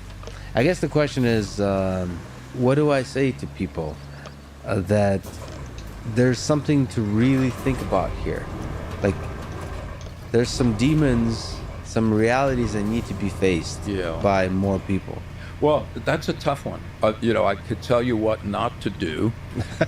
So when we are young and annoying, a lot of famous people, mostly psychologists, because that's who we intersected with, that, we would lay out these ideas and they would be Well, I don't think about death like that. So these ideas must be wrong. And we would say, well, you don't think about death because you're lucky enough to be comfortably ensconced in a cultural worldview from which you derive self-esteem, and that has spared you the existential excruciations that would otherwise arise. But that's like Freud. You know, you're repressing, so you either agree with me, in which case I'm right, or you disagree with me, in which case you're repressing, and I'm right. Well, so that's the Nietzsche thing. What I've felt when there've been moments in my life when I really thought about death. I mean, there's not too many. Like really, really thought about it, and feel the thing when you felt at 8. Maybe I'm dramatizing or romanticizing it, but I feel like it's the conservatives call it popularly, like, or the movie Matrix call it the red pill moment. I feel like it's a dangerous thought because I feel like I'm taking a step out of society. Like, there's a nice narrative that we've all constructed. You are. And I'm taking a step out, and it feels there's this feeling like you're basically drowning. I mean, it's not a good feeling. It is not. But this gets back to the Heidegger Kierkegaard school of anxiety. You are stepping out. Yeah.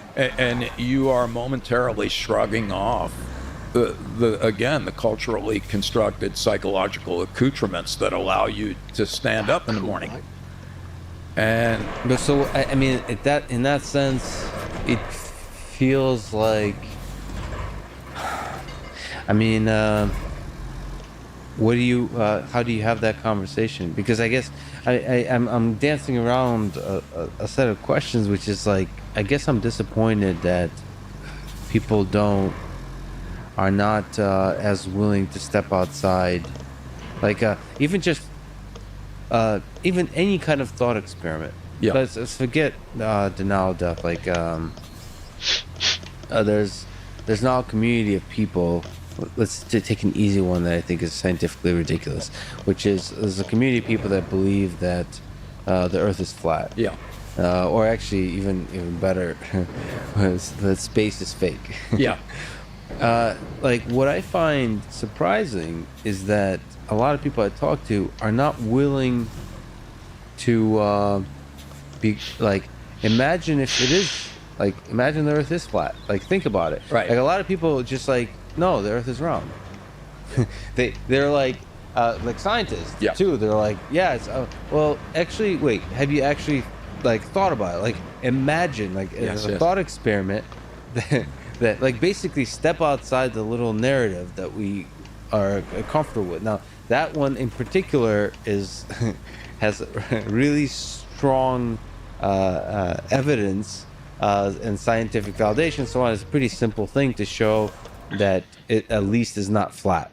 But just the willingness to take a step outside of the stories that bring us comfort has been disappointing, that people are not willing to do that. Yeah. And I think the philosophy that you've constructed and that Ernest Beck has constructed and you've tested, I think is really compelling. And the fact that people aren't often willing to take that step is disappointing. Well, yes, but perhaps understandable. I mean, this is an anecdote, of course, but when we were trying to get a publisher for our book, we had a meeting with a publisher who published some Malcolm Gladwell books. Yeah. And she said, I'm very interested in your book, but can you write it without mentioning death? Because people don't like death.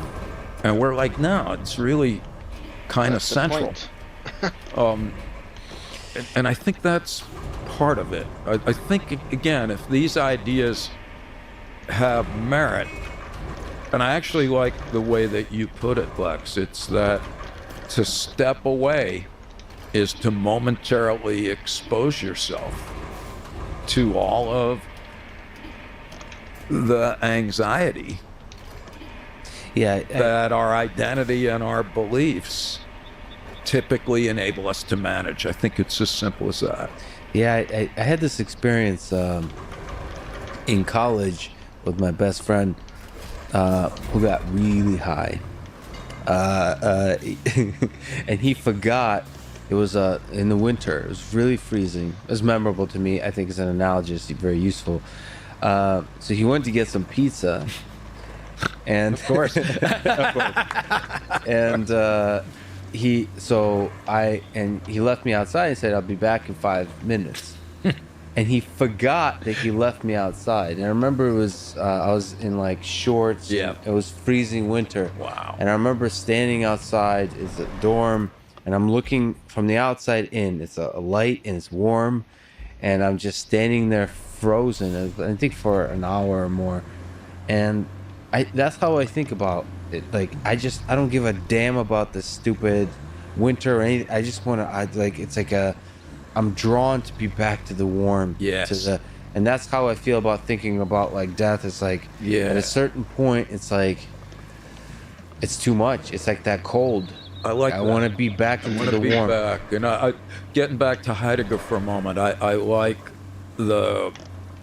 he uses a lot the idea of feeling at home, not as like in your house, but just feeling like you're comfortably situated. Maybe we could talk about, like, I had a conversation about this with my dad a little bit. How does religion relate to this? I see it as the disease and the cure. In a sense, a few things. One is that I think a case could be made that humans are innately religious. So now we're going to get into territory where there's going to be a lot of disputes. And by what do you mean by religious? That religion is an evolutionary adaptation. And religion is like a belief in something outside of yourself kind of thing? Not necessarily. So here we got to be a little bit more careful. Rigorous. And again, I'm not a scholar. How about I'm a well-intentioned dilettante in this regard? Yeah. Because what I have read is that religion evolved very early on. Yeah, this doesn't look too inspiring. If it were up to me, I'd shut this place down for good. But since it's not, we'll be pulling the still usable equipment out of the rubble. Oh, and sending it to Hot Springs. So you'll also have to build a road between the two stations. Sounds easy enough for you.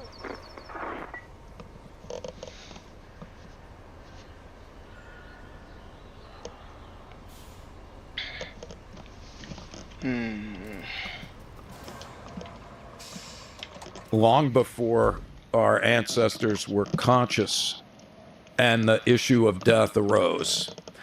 And that the word religion evidently is from a Latin word, regatear. We can look it up, and it means to bind.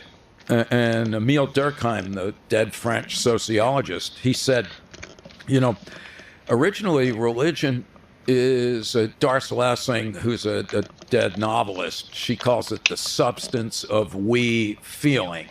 That it's literally that it arose because we're uber social creatures who from time to time took comfort in just being in physical proximity with our fellow humans. And that there is this kind of sense of transcendent exuberance. Just back to the unshakable joy that Heidegger alludes to. And that the original function of religion was to foster social cohesion and coordination. And that it was only subsequently, some claim, that a burgeoning level of consciousness made it such that religious belief systems that included the hope of some kind of immortality were just naturally selected thereafter. So there are some people,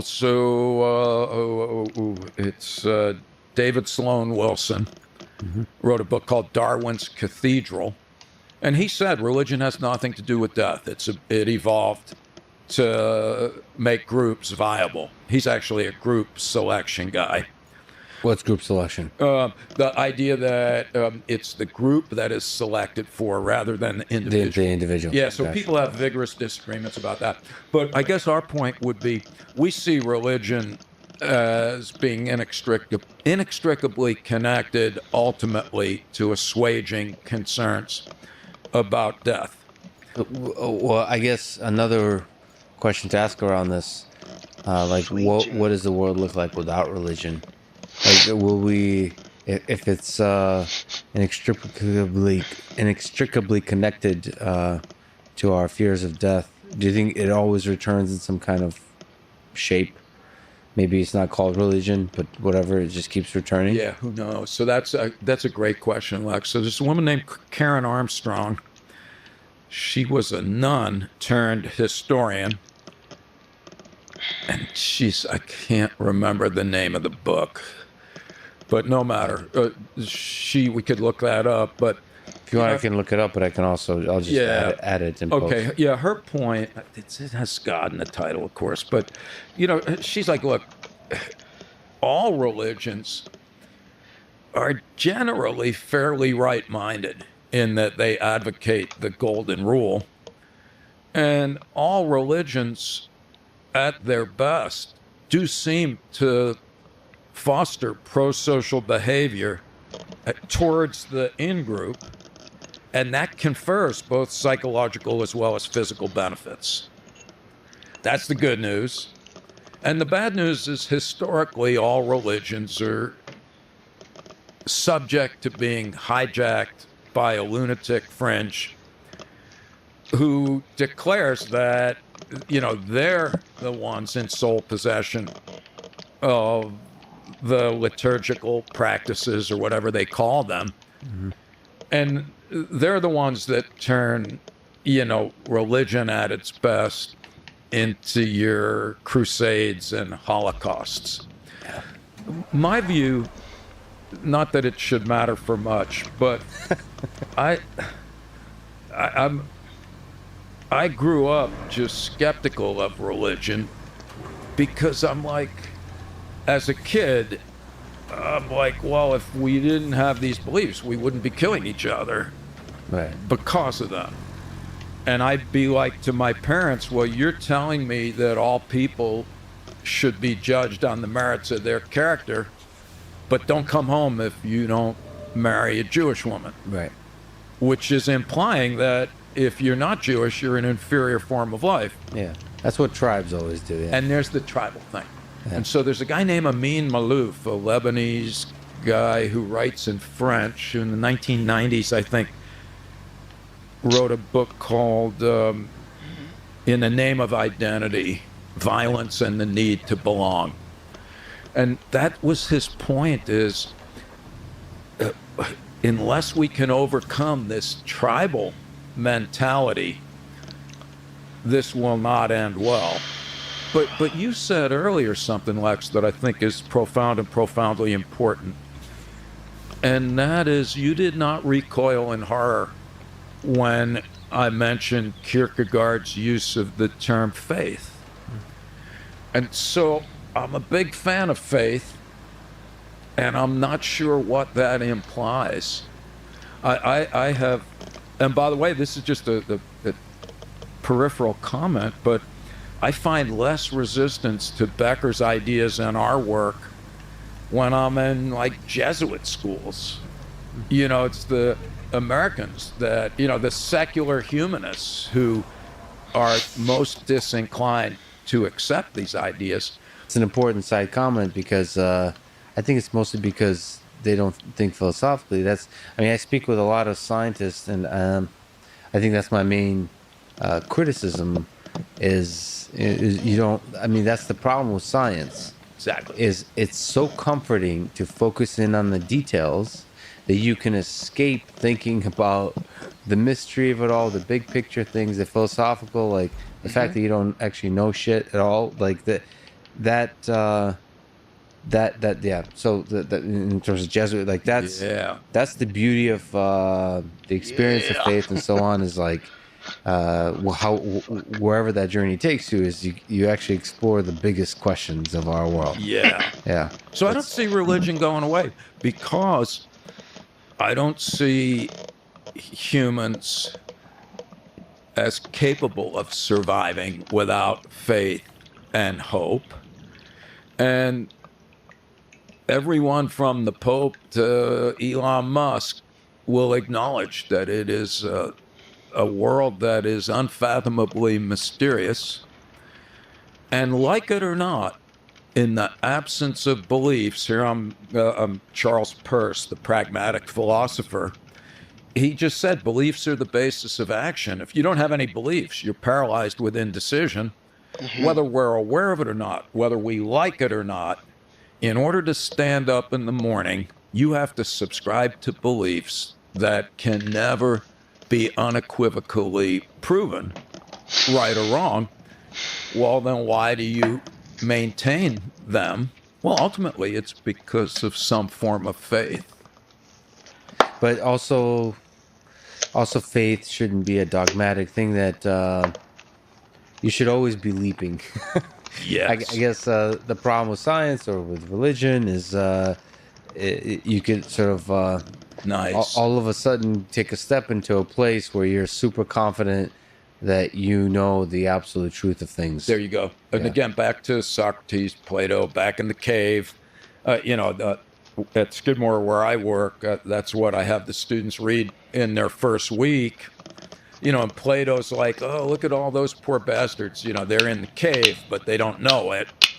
And then they are freed from their chains, and they have to be dragged out of the cave, by the way, which is another interesting point. They don't run out. But that gets back to why people don't like to be divested of their comfortable illusions. But anyway, they get dragged out of the cave into the sunlight, which he claims is a representation of truth and beauty. And I say to the students, well, what's wrong with that? And they're like, nothing. That's like awesome. And then I'm like, yo, dudes, you out of the cave, but how do you know that you're not in another cave? Yeah. The illumination may be better, Right.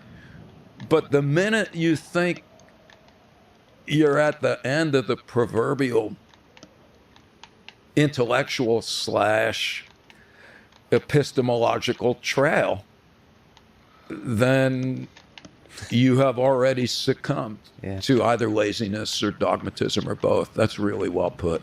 That's both terrifying and exciting. That we're always there's always a bigger cave. A little bit of an out there question, but I think some of the interesting qualities of the human mind is the ideas of intelligence and consciousness. So, what do you make of consciousness? So, do you think death creates consciousness? Like the fear of death, the terror of death creates consciousness? And consciousness, in turn, magnifies the terror of death. I do. Like, what is consciousness to you? Like, Don't ask me that. So now, because if I could answer that, I'd be chugging rum out of a coconut with my Nobel Prize. That, it's literally, Steven Pinker, I do agree with his claim, and I think How the Mind Works, that it is the key question for the psychological sciences broadly defined in the 21st century. What is consciousness? Yeah, what is consciousness? And I don't think it's an epiphenomenological afterthought. So a lot of people, I think Dan Wegner at Harvard, a lot of folks consider it just the ass end of a process that by the time we are aware of what it is, it's just basically an integrated rendering of something that's already happened. Evidently there's a half-second delay between when something happens, those studies, and our awareness of it. I'm Yeah, and then that's where like ideas of free will step in. So Yeah. you can explain away a lot of stuff. And I think those are all important and interesting questions. I'm of the persuasion, I mean, not even, but Dawkins in The Selfish Gene is very thoughtful. Actually, it's actually more in notes than in the text of the book, but he's just like, it's hard for me to imagine that consciousness doesn't have some sort of important and highly adaptive function. And what Dawkins says is he thought about it in terms of just that we could do mental simulations, that one possibly extraordinary product of consciousness is to, rather than find out often by adverse consequences through trying something, would be to run mental simulations. And so one possibility is that consciousness is highly adaptive. Another possibility is Nicholas Humphrey, a British dude who wrote a book about, I think it's called Regaining Consciousness. And he hypothesized, I think this is 1980s, maybe even earlier, that consciousness arose as a way to better predict the behavior of others in social settings, that by knowing how I feel makes me better able to know how you may be feeling. This is like the rudiments of a theory of mind, and that it really may not have had anything to do with intelligence so much as social intelligence. So in that sense, consciousness is a social construct. Like yes. It's just a useful thing for interacting with other humans. Yeah. I don't know. So, but there seems to be something about realizing your own mortality that's somehow intricately connected to the idea of consciousness. Well, I think so also. So this is where, and Nietzsche, he said a solitary creature would not need consciousness. What do you think? Well, I don't know what I think about that. But what I do, and then he goes on to say that consciousness is the most calamitous stupidity by which we shall someday perish. And wow, I was like, dude, relax. But so what if you, I mean, say you were on an island alone and you saw a reflection of yourself in the water, if you were alone your whole life? Yeah, great question. His view, Nietzsche's view would be how that, can you imagine that your thoughts of yourself would never come to mind. I don't know how I feel about that, though. In a sense, this sounds weird, but in a sense, I feel like my mental conversation has always been with death. It's almost like another, another notion, like, there's these visualizations of a death in a cloak. Like, I always felt like I am a living thing, and then there's an other thing that is the end of me.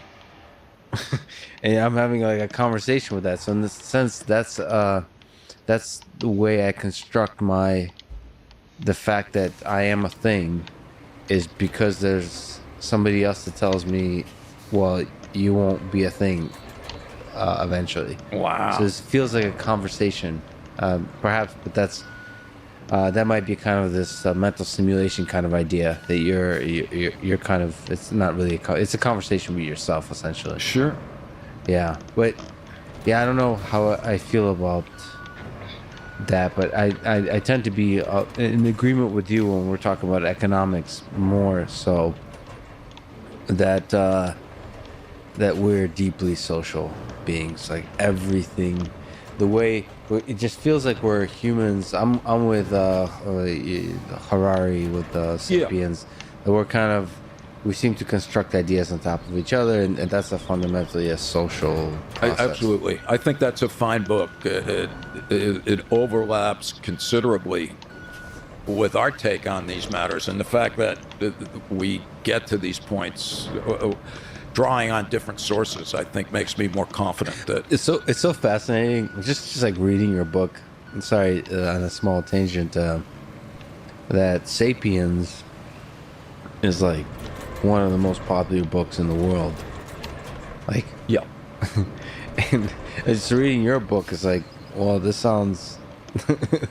Yeah. Well, I mean, like, I don't know. I don't know what makes a popular book. yeah. Well, if you want me to be petty and stupid, I will tell you that from time to time, we also wonder why our book, like all books, people can take issue with it, but we thought it would be a bigger hit. that it would be more widely Well, read. on the, it's funny because I've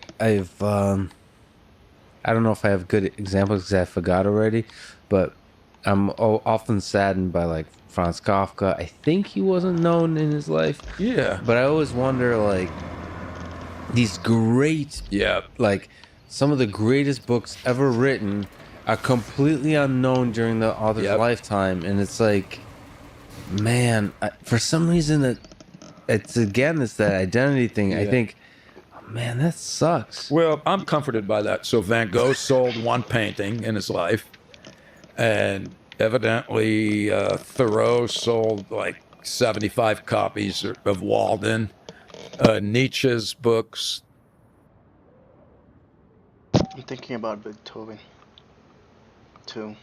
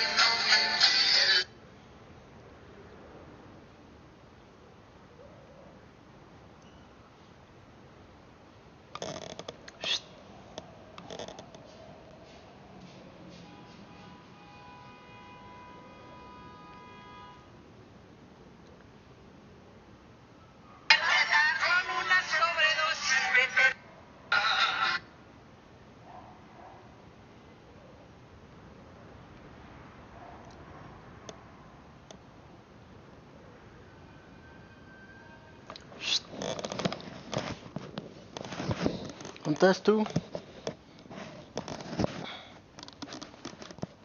¿Ya? ¿Tú qué? ¿Mm?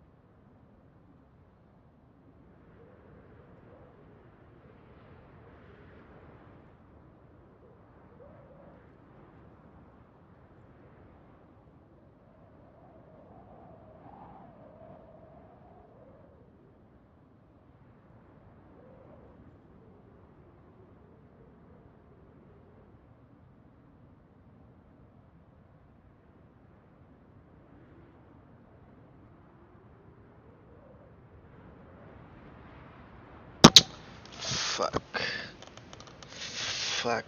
Fuckity fuck. Fuck me. ¿Sabes qué? Me faltaban unos chetos. Those things are addictive. Addicting?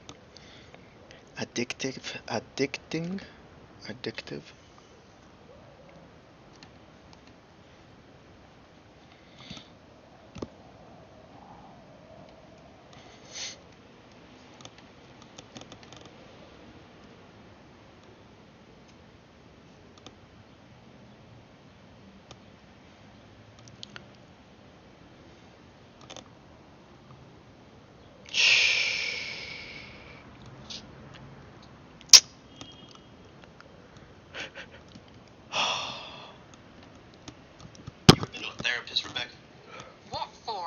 diagnose myself in a heartbeat. I thought being invulnerable would protect me, so I pushed people away for years, leading me directly to my greatest fear.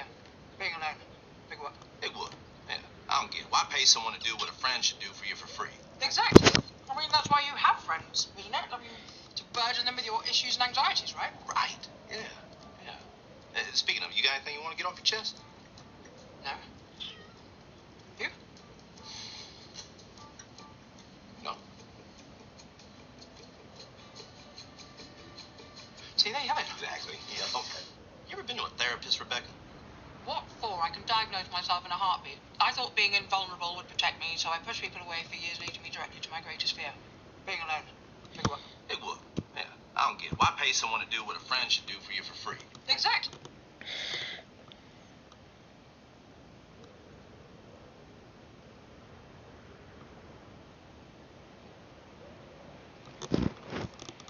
¿Cómo se dice féretro en...? Oh my god, you smell horribly.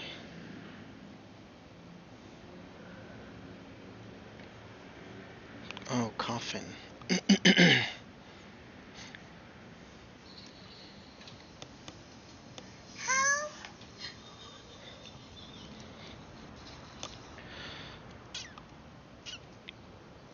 Will you shut up?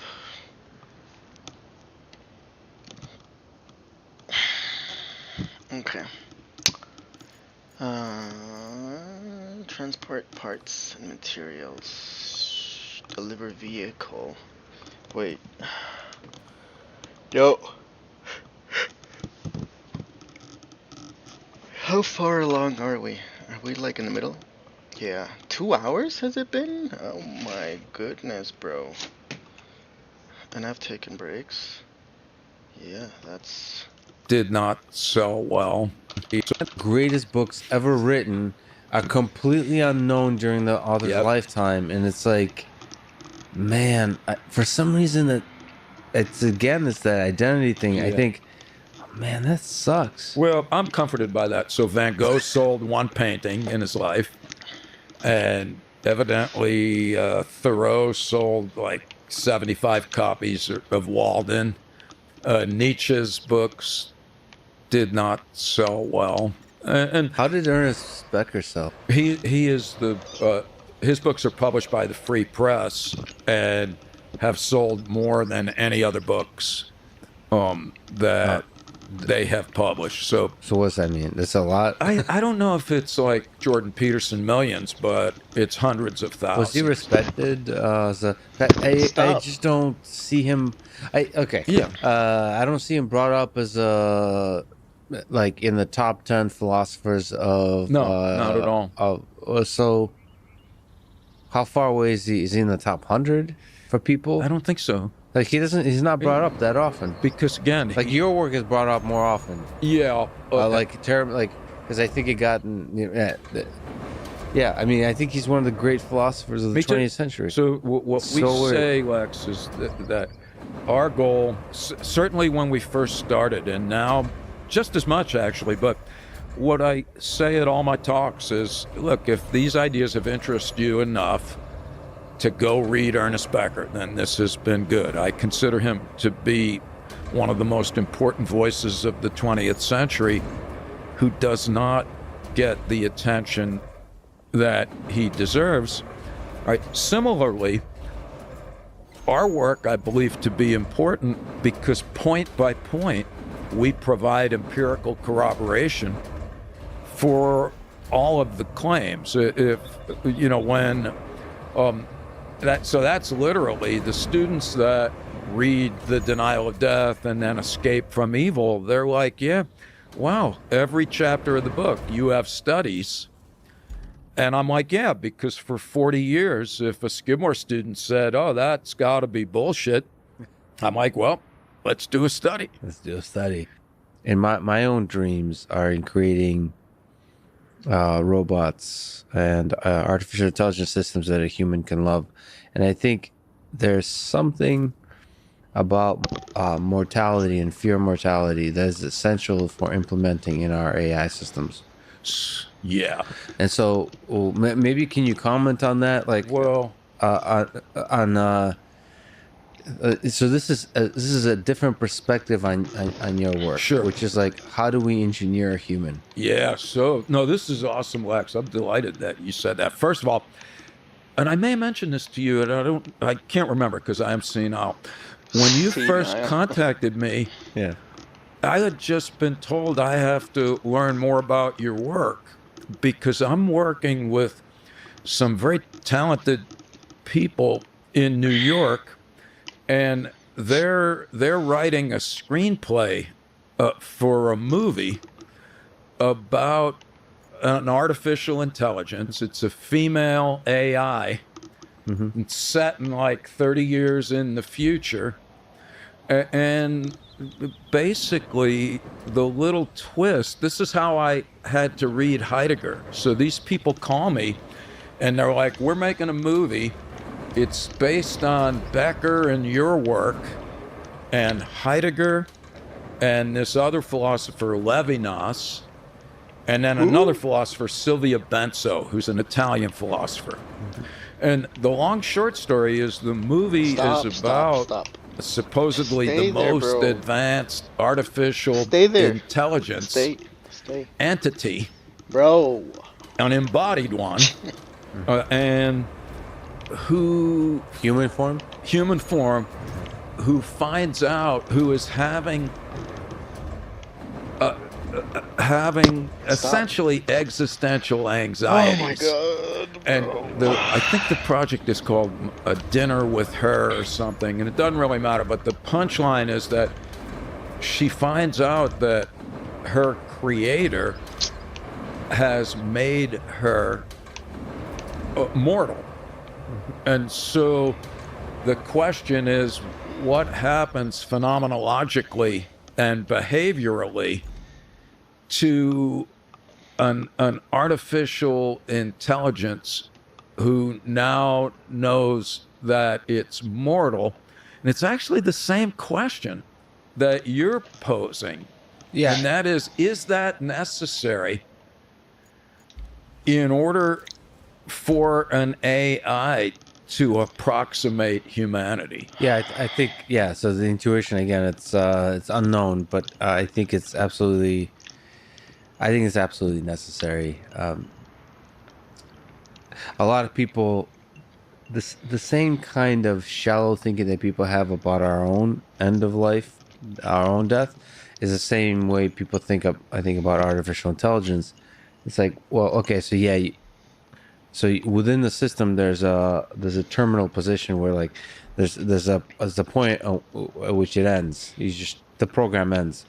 There's a goal state. You reach the end point, but the thing is, making that end a thing that's also within the program. Like making the thing like, and then it's also the mystery of it. So the thing is, we don't know what the hell this death thing is. I mean, it's not like the program doesn't give us information about the meaning of it all.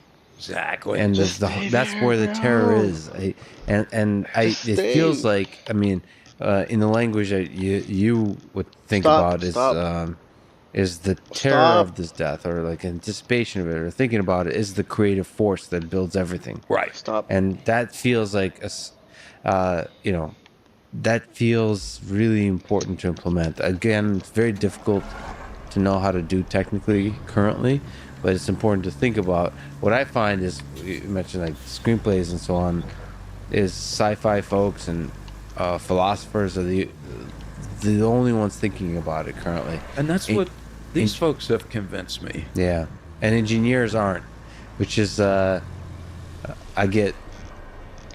Yeah, most of the things I talk about, I get kind of people roll their eyes from the engineer perspective. Not these folks. They're like, because I saw your name, and they're like, wait a minute, I've just seen that. They're like, here's someone you should check out. Yeah. So Yeah, this that's was funny. a delightful confluence. Yeah, I was a huge fan of your work and Ernest Becker, and it's funny that not enough people are talking about it. Yeah, I don't know what to do with that. I think that there's a possibility to create real, deep, meaningful connections between AI systems and humans. Absolutely. And I think some of these things of fear of mortality are essential. Are essential for the element of human experience. I don't think it might be essential to create general intelligence, like very intelligent machines, but to create a machine that connects to a human in some deep way. What's your view, not to make me the interviewer, but what's your view about machine ethics? Can you imagine an ethical AI without some semblance of finitude, let's say? Well, I think ethics is there's are essential for the element of human experience. I don't think it might be essential to create general intelligence, like very intelligent machines, but to create a machine that connects to a human in some deep way. What's your view, not to make me the interviewer, but what's your view about machine ethics? Can you imagine an ethical AI without some semblance of finitude, let's say? Well, I think ethics is there's a trolley problem that's often used in the work that I've done at MIT. Green. With autonomous vehicles in particular. That people, I think they offload. They ask like, how would a machine deal with an ethical situation that they themselves, humans, don't know how to deal with? Exactly. And so I don't know if a machine is able to do a better job on difficult ethical questions, but I certainly think to behave properly and effectively in this world, it needs to be have a fear of mortality, and like be able to even dance. Because I don't think you can solve ethical problems, but you have to.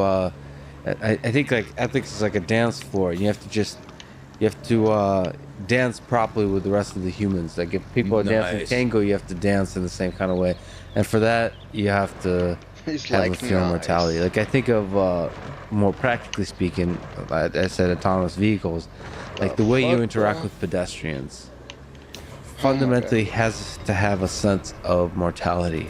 So when pedestrians cross the road, now I've watched certainly 100+ hours of pedestrian videos. There's a kind of social contract where you walk in front of a car and you're putting your life in the hands of another human being. Yes, that's right. And like death is in the car. Like, in the game that's being played, death is right there. It's part of the calculus. It's not like a simple calculus. It's not a simple equation. I mean, I don't know what it is, but it's in there, and it has to be part of the optimization problem. Like it's not as simple as, so from the computer vision, from the artificial intelligence perspective, it's detecting there's a human, estimating estimating the trajectory, like treating everything like it's billiard balls, as opposed to like being able to construct an effective model, a world model of what the person's thinking, what they're going to do, what are the different possibilities of how the scene might evolve. I think requires having some sense of fear of mortality, mortality. The turn radius on this see thing is the thing is, bro. I think it's really important to think about. I can be honest enough to say that I haven't been able to figure out how to engineer any of these things. Right. But I do think it's really, really important. Like I have a bunch of Roombas here. I can show it to you after. Roombas is a robot that does vacuums the floor, and I've had them make different sounds. Like I had them scream in pain, and you immediately anthropomorphize. Absolutely. And it creates I don't know, knowing that they can feel pain. See, I'm speaking like knowing I immediately imagine that they can feel pain, and then it immediately draws me closer to them. Yes. The human experience, and that there's something in that should be engineered in our systems. It feels like. Should Well, be. Why? I believe personally. I don't know what you think, but I believe it's possible for a robot and a human to fall in love, for example, in the future. I think it's already there. No, Well, there's a certain kind of deep connection with technology. But I mean, a real, like you would choose to marry. I mean, again, it sounds. Looks like the equipment you recovered is still fixable. It should give you a bonus, right? Wrong. So far, it's just another task. Get the stuff to the machine yard for some spin and polish. At least this doesn't sound like too much trouble.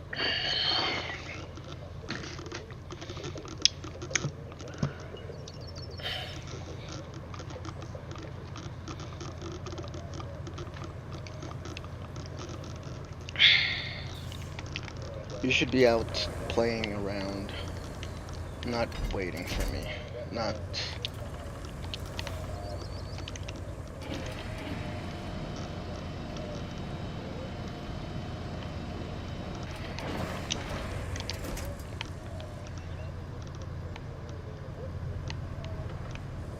Oh shit, I haven't turned it off. Oh. No.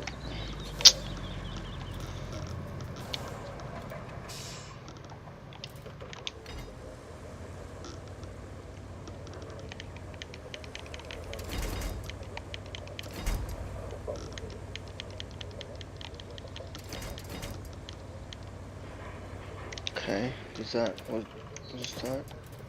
gonna work? No.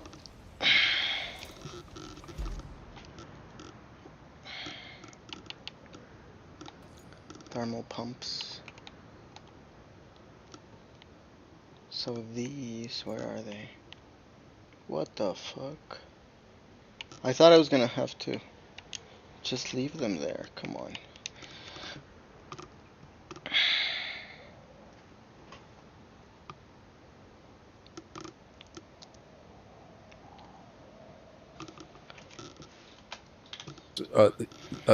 I'll find a book title and I'll send it to you. And it's a serious consideration of people who started out with these sex dolls,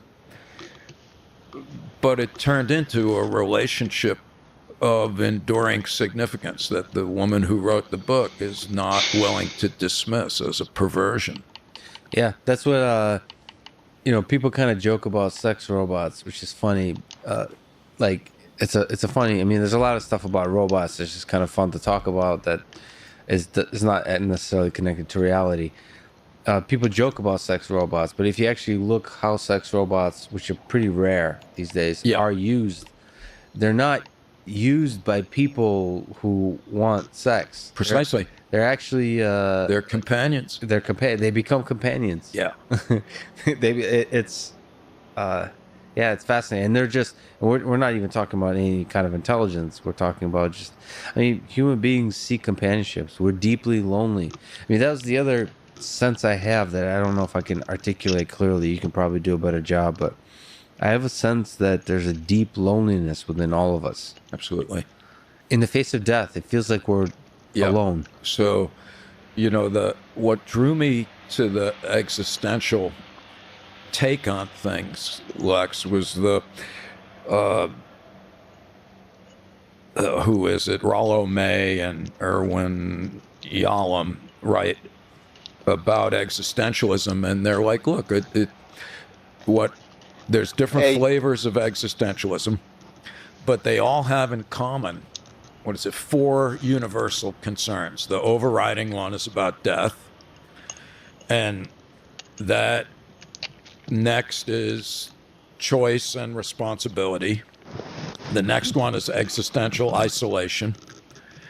And they're like, that's one of the things about consciousness. And the last one is meaninglessness. But the existential isolation point is, we are, by virtue of consciousness, able to apprehend that unless you're a Siamese twin, you are fundamentally alone. And because it is claimed, it's Eric Fromm in a book called Escape from Freedom. He's like, look, you're smart enough to know that the most direct way that we typically communicate with our fellow human beings is through language. But you also know that language is a pale shadow of the totality of our interior phenomenological existence. Therefore, there's always going to be times in our lives where even under the best of circumstances, you could be trying desperately to convey your thoughts and feelings, and somebody listening could be like, yeah, I get it, I get it, I get it. And you're like, you have no fucking idea what I'm talking about. Yeah. So you can be desperately lonely in a house where you live with 10 people. Tell me about in the middle of Tokyo where there's millions. Yeah, it's the Great Gatsby. Yeah, You could be alone precisely. at a big party. Yeah, Exactly. Maybe this is a small tangent, but let me ask you on the topic of academia. You're kind of I mean, we talked about Jordan Peterson. There's a lot of sort of renegade type of thinkers, certainly in psychology, but it applies in all disciplines. What are your thoughts about academia being a place to harbor people like yourself? That, people who think deeply about things, who are not constrained by sort of the... I don't think you're quite controversial. No, not really. But you are a person who thinks deeply about things, and it feels like academia can sometimes stifle that. I think so. So my concern right now, Lex, for young scholars is that the restrictions and expectations are such that it's highly unlikely that anybody will do anything of great value or innovation except for, and this is not a bad thing, but stepwise improvement of existing paradigms. So in simple English, I went to Princeton for a job interview 40 years ago, and they're like, what are you going to do if we give you a job? And I'm like, I don't know. I want to think about it and read. And I saw that interview was over. The window of opportunity shut in my face. And they actually called my mentors, and they're like, what are you doing? Tell this guy to buy some pants. I had hair down to my waist also. He's like, this guy looks like Charles Manson and Jesus. But the expectation is that you come to a post, you start publishing so that you can get grants. That's certainly true, but there's also kind of a behavioral thing. You said like long hair. There's a certain style of the way you're supposed to behave. For example, like I'm wearing a suit. It sounds weird, but I feel comfortable in this. I wore it like when I was teaching at MIT. I wore it. Sure. I wore it to meetings and so on. The different, sometimes a blue and red tie, but that was an outsider thing to do at MIT. So like there was a strong pressure to not wear a suit. No, that's right. And there's a pressure to behave, to have a hair thing. No, that's right. The way you wear your hair, the way you.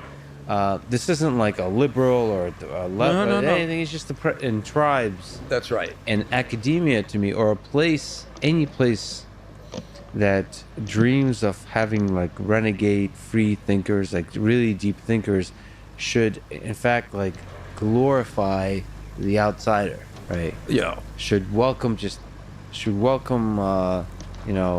people that don't fit in. Yeah. No, that sounds weird, but I can just imagine an interview at Princeton.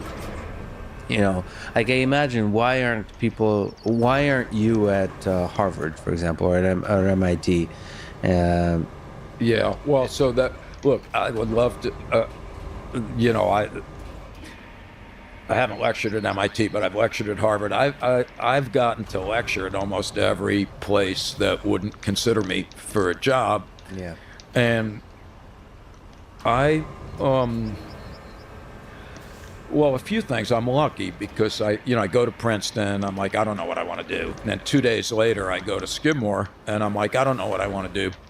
And they offer me a job later that day, which I declined for months because of the extraordinary pressure of my mentors, who right-mindedly felt that I wouldn't get much done there.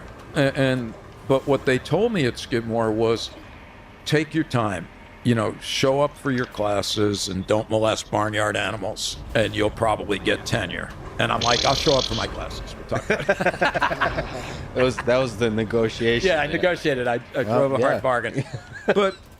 But honestly, Lex, I feel I'm very committed to Skidmore because I was given tenure when our first terror management paper wasn't published. It took 8 years to publish. It was rejected at every journal.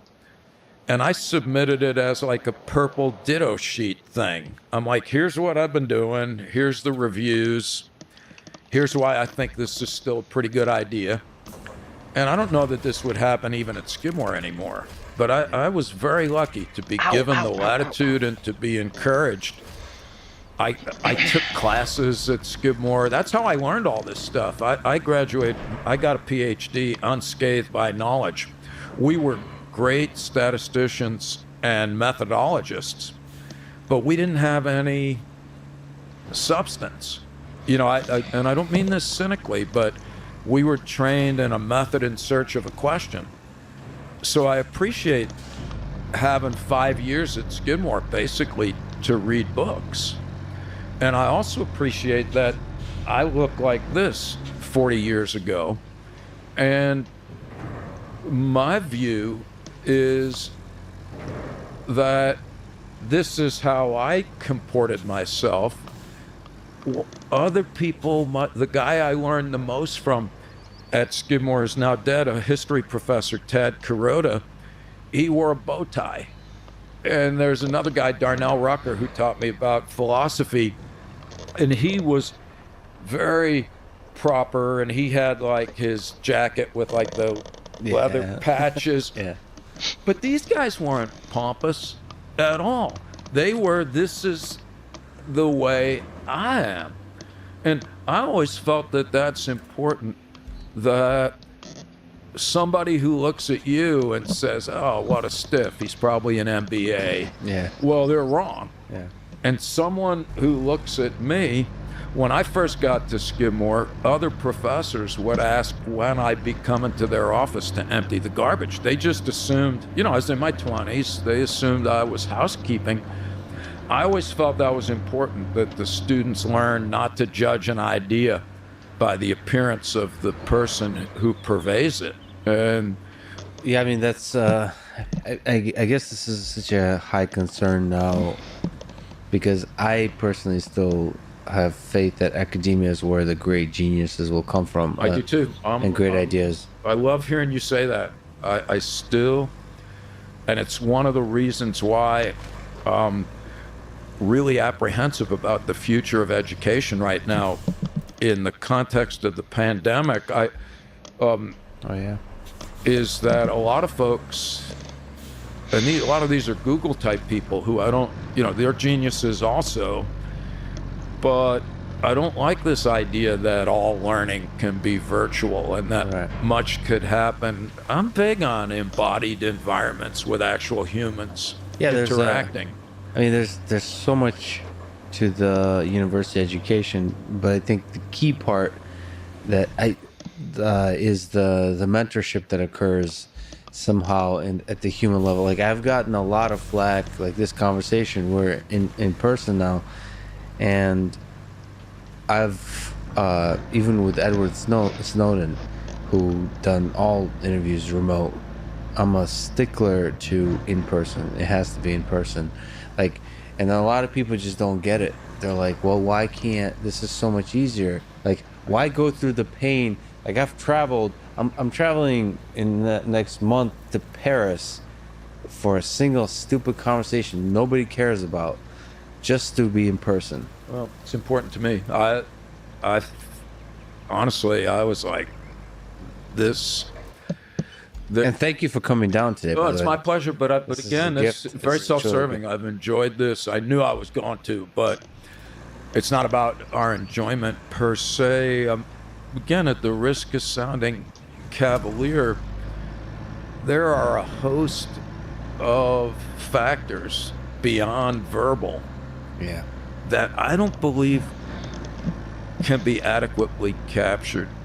I don't care how much the acuity is decent on a Zoom conversation. I feel, again, I felt within 5 minutes that this was going to be, for me, easy in the sense that I could speak freely. I just don't see that happening so easily from a distance. Yeah, I tend to. Well, I'm hopeful. I agree with you on the current technology, but I am hopeful, unlike some others, on the technology eventually being able to create that kind of experience. Oh, I think it's... We're quite far away from that, but Yeah. it might be able. My hope is, I'm hopeful. I was at Microsoft in Seattle, and I can't remember why. And no, I can't. I that's how I'm in my early Mr. Magoo phase, and somebody there was showing us like a virtual wall where the entire wall, you know, when you're talking to somebody, so it's life size, and they were beginning to get the appearance of motion and stuff. It looked pretty. Yeah, with virtual reality too. I don't know if you've ever been inside a virtual world. Yeah. It's, to me, it's I can see the future. It's quite real. Yeah. In terms of like a terror of death, I'm afraid of heights. Me too. And there's I don't know if you've ever tried. You should if you haven't. There's a virtual reality experience where you can walk a plank. Yeah. And you can look down and. Man, I was on the ground, like terrified. I was afraid. I was deeply afraid. It was as real as as anything else could be. And I mean, these are very early days of that technology, relatively speaking. So, yeah, I mean, I don't know what to do with that. Same with like crossing the street. We did these experiments crossing the street in front of a car, and you know, it's being run over by a car. It's terrifying. Yeah. It's just that, yeah. So there is a rich experience to be created there. We're not there yet, but and I've seen a lot of people try, like you said, the Google folks, Silicon Valley folks try to create a virtual online education. I don't know. I think they've raised really important questions about like what makes the education experience fulfilling, what makes it effective. Yeah, these are important questions. And I think what they highlight is we have no clue. Like, there's Thomas Sowell wrote a book about recent book on charter schools. Yeah, I would like to talk to him. Yeah, he's an interesting guy. Yeah, we will disagree about a lot, but respectfully. Yeah, such a powerful mind. Yeah. But I need to read. I've only heard him talk about the book, but he argues quite seemingly effectively that the public education system is broken. That we blame. He basically says that we kind of blame like the conditions or the environment, but the upbringing of people, like parenting, blah blah blah, like the set of opportunities. But okay, putting that aside, it seems like charter schools, no matter who it is that attends them, does much better than in public schools. And he puts a bunch of data behind it, and in his usual way, as you know, just is very eloquent in arguing his points. Yeah. So that to me just highlights, man, we don't. Education is like one of the most important. It's probably the most important thing in our civilization, and we're doing a shitty job of it. Yeah. in academia, in university education, and younger education. Yep. The whole thing. The whole thing. And yet, we value just about anyone or anything more than educators. Part of it is just the relatively low regard that Americans have for teachers. Also, similarly, like just people of service. I think great teachers are the greatest thing in our society. And I would say now, on a controversial note, like Black Lives Matter, great police officers is the greatest thing in our society. Also, like all people that do service, that we undervalue cops. Severe, like this whole defund the police is missing the point. And it's a stupid word. I'm with you on that, Lex. Our neighbors to one side of our house are 3 generations of police. Our neighbors across the street are police. They know my, political predilections. And we've gotten along fine for 30 years, and I go out and tell them every day, when you go in today, you tell the people on the force that I appreciate what they're doing. I think it's really important to not tribalize those concerns. I mean, we mentioned so many brilliant books and philosophers, but it'd be nice to sort of in a focused way try to see if we can get some recommendations from you. So what 3 books, technical or fiction or philosophical, had a big this is the worst awesome question. Well, had a big impact in your life, and you would recommend? Spent 4 hours driving here, perseverating about that. Everything else you sent me, that's fine. Yeah. And I skimmed it, and I'm like, I don't want to look at it because I want us to talk. Yeah. The ones in blue, I'm like, all right. And I've already said that I've found Becker's work, and I've put The Denial of Death out there. Is that his best? Sorry, on a small tangent. Yeah. Is there other books of his? Yeah, see if I could have this count as one. The Birth and Death of Meaning, The Denial of Death, and Escape from Evil are 3 books of Ernest Becker's that I believe to all be profound. In a little sort of brief dance around topics, I've only read Denial of Death. Like, how do those books connect in your? Yeah, nice. So the Birth and Death of Meaning is where Becker situates his thinking in more of an evolutionary foundation. So I like that for that reason. Escape from Evil is where he applies the ideas in The Denial of Death more directly to economic matters and to inequality, and also to our inability to peacefully coexist with other folks who don't share our beliefs. So I would put Ernest Becker out there as one. I also like novels a lot. And here I was like, God damn it, no matter what I say, I'm going to be like, yes, but the existentialists, you like all those folks? Camus? You like that literary existentialism? I do, but I mean, I've read all those books. I will tell you the last line of The Plague: we learn in times of pestilence that there's more to admire in men than to despise. And I love that. Yeah. Plague's such a, I don't know, I find The Plague is a brilliant Me book. too. Before The Plague has come to us in 2020, it was just such a good book. So a book about love, about...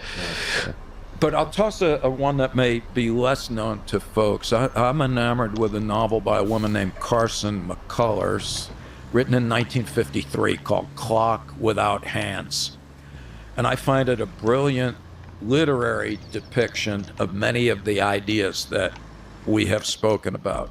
Fiction? Fiction, yeah. What kind of ideas are we talking about? All of the existential ideas that we have encountered today, but in the context of a story of someone who finds out that he is terminally ill. It's set in the South in the heyday of like segregation. So there's a lot of social issues, a lot of existential issues.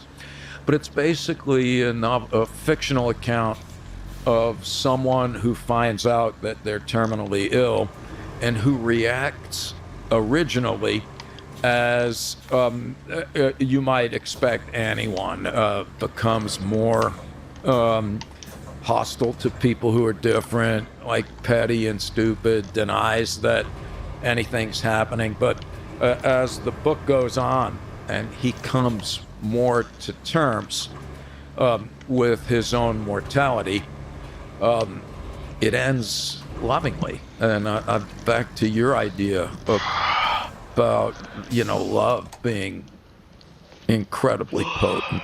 That's the nice thing, as you mentioned before with Heidegger. I really like that idea, and I've seen that in people who are terminally ill, is they bring, the idea of death becomes current. Yes. It becomes like a thing. I could die. I really like that idea. I can die not just tomorrow, but like now. Now. Yeah. That's a really useful. I don't even know. I think I've been too afraid to even think about that. Like I have. Like sit here and think like in 5 minutes, it's over. Yeah. This is it. In 5 minutes, it's over. Yeah. So that would be my most recent addition, as I really am struck by Heidegger. So would you recommend that? Well, okay. Well, if you have a few years. I remember I tuned out Being in Time. I was like, I tried to read it. I was like, that's it. Look, it took me 40 years to read Ulysses. I could not get past the first 5 pages. And it took me 40 years to read Being in Time. It's a slog. Yeah. And well, I took a James Joyce course in college, so I even I guess read parts of Finnegan's Wake. No way. But like, there's a difference between reading and like. Yeah. I don't think I understood anything. I like his short stories. Me too. On the dead. Yeah. Yeah, I love that. And I like Faulkner. Absalom is a fine book. But would you? Is there something Heidegger connected in a book you would recommend, or no? No, so maybe I got to abandon him. I mean, Being in Time is awesome. But here's an interesting thing, and not to get all academic-y, but there's 2 parts to it, and most philosophers are preoccupied with the first part. It's in the second part where he gets into all the flight from death stuff and this idea of a turning, and philosophers don't like that, and I'm like, this is where he's starting to really shine for me. So yeah.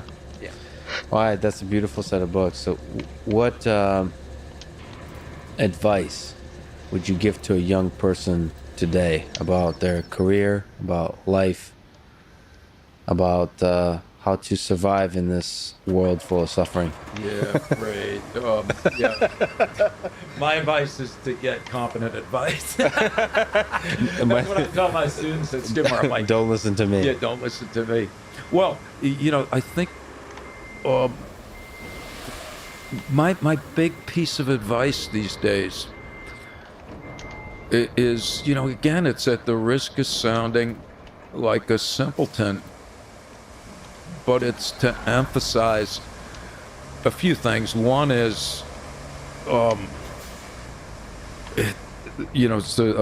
one of your questions, I think, was, what's the meaning of life? And of course, the existentialists say life has no meaning, but it doesn't follow from that it's intrinsic, that it's meaningless.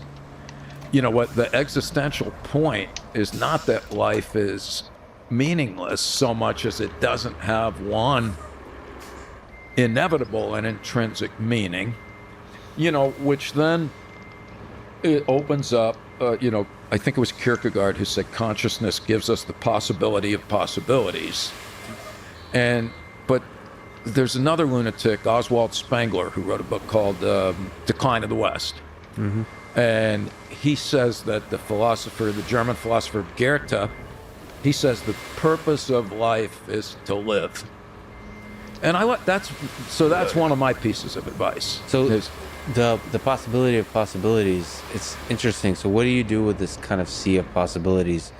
Like, well, this is one of the, when young folks talk to me, especially these days, Yep.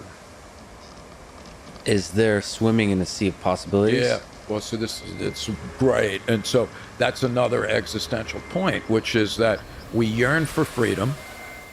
We react vigorously when we perceive that our choices have been curtailed. And then we're paralyzed by indecision in the wake of seemingly unlimited possibilities because we're now choking on choice. And I'm not sure if this is helpful advice or not, but what I say to folks is that the fact of the matter is that, for most people, choice is a first world problem. And sometimes the best option is to do something, as silly as it sounds. And then if that doesn't work, do something else. Which just sounds like my mom torturing me when I was young. But, part of the thing that I find myself singularly ill-equipped is that I may be at the tail end of the last generation of Americans where you picked something and that's what you did. Like, I've been at a job for 40 years where you can expect to do better than your parents because those days are gone. And where you can make a comfortable inference that the world in a decade or two will have any remote similarity to the one that we now inhabit. And so... But still, you recommend just do. Yeah. And to do so, I'm so back to the Heidegger guide, because, all right, I consider myself a professor, but what happens if most of the schools go out of business? Somebody else may consider themselves a restaurateur, but what happens if there's no more restaurants? So this is negative advice, but I tell folks, don't define yourself as a social caricature. Yeah. Don't limit how you feel about yourself by through identification with a host of variables that may be uncertain, maybe temporary. What? Sorry. No, but of course that gets back to your point earlier, Lex, where you're like, yeah, but when you step out of that, it's extraordinarily discombobulating. So what, I think you talked about an axe, chopping wood. Yeah. And soul from Socrates. Yeah. What is your soul? What is the essence of Sheldon? Wow. That was awesome. Like when God, when you show up at the end of this thing, he kind of looks at you. He's like, "Oh yeah, yeah, I remember you." Yeah. Well, to be honest, what I muse about is, to me, when people are, I told you we have two kids, late 20s, early 30s, and over the years, when we meet people that know our kids and they're like, "Oh, your kids are kind and decent," and I'd be like, "That's what I would like to be," because I think intelligence is vastly overrated. The Unabomber was a smart guy. Yeah. And I do admire intelligence, and I do venerate education, and I find that to be tremendously important. But if I had to pay the ultimate homage to myself, it would be to be known as somebody who takes himself too seriously to take myself too seriously. What? Again, as corny as it sounds, I'd I think I like to leave the world a tad better than I found it, or at least do no harm. And I think you did all right on that. In that regard, I love that question, Alex. That's a good one. I think everyone should be asked that. What is your soul? do you have maybe just a few lingering questions around it? So, I mean, on the point of the soul, you've talked about the meaning of life. Do you have on a personal level, do you have an answer to the meaning of your life, of something that brought you meaning, happiness, some sense of sense? Yeah. No, I mean, yes and no. I mean, a bit, I'm 66, so I'm in the kind of not ready to wrap it up, literally or metaphorically. But I look back and just really with a sense of awe and wonder, gratitude. And Is there memories that stand out to you from childhood, from earlier, that stand out as something you're really proud of, or just happy to have been on this earth? mainly That stuff happens. Yeah, that. I mean, my family, also a chunk, my folks, my grandparents are from Eastern Europe, Russia, Austria. As far as we know, some of them never made it out.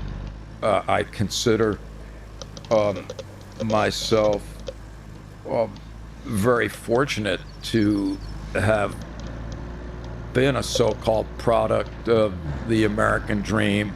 My grandparents were basically peasants. My dad worked 2 full-time jobs when I was growing up, and I would see him on the weekends. I'd be like, "Why are you working all the time?"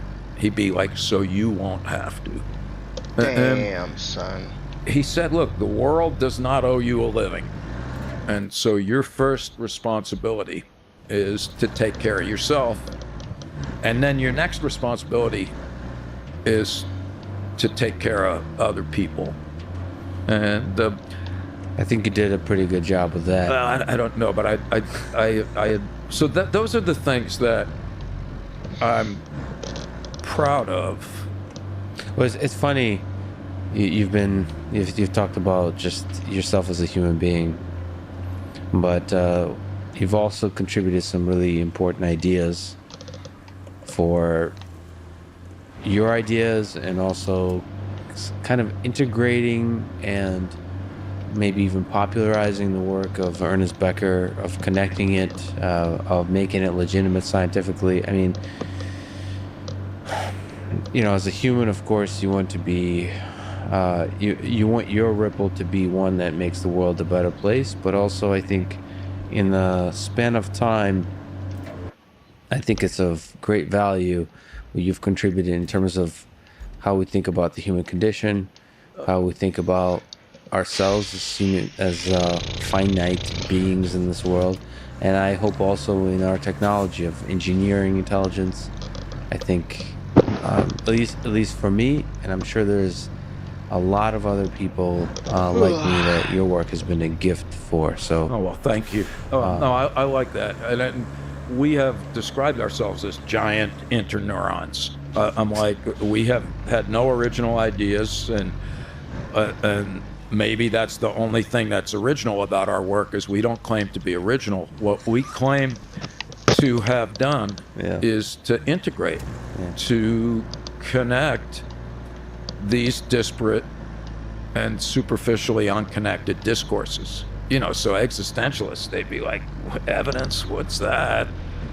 And yeah, there's now a branch of psychology, experimental existential psychology, that I think we could take credit for having encouraged the formation of. And that in turn has gotten these ideas in circulation in academic communities where they may not have otherwise gotten. So I think that's good. Well, Sheldon, it's a huge honor. I can't believe you came down here. I've been a fan of your work. I hope we get to talk again. Huge honor to talk to you. Thank you so much for talking today. Thanks, Lex. We'll do it again soon, I hope.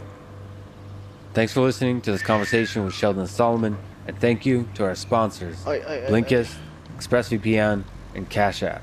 Click the links in the description to get a discount. It's the best way to support this podcast. How the fuck do I leave? If you enjoy this thing, subscribe on YouTube, review it 5 stars on Apple Podcast, follow on Spotify, support on Patreon, or connect with me on Twitter at Lex Friedman.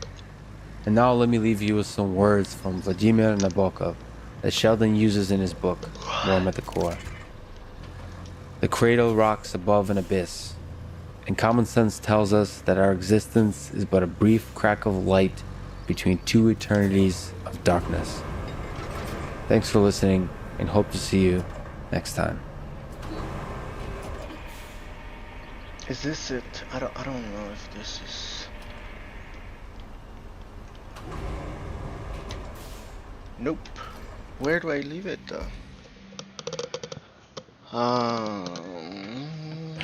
The war had many impacts. I think one of them, a beneficial impact, is that it showed what racial.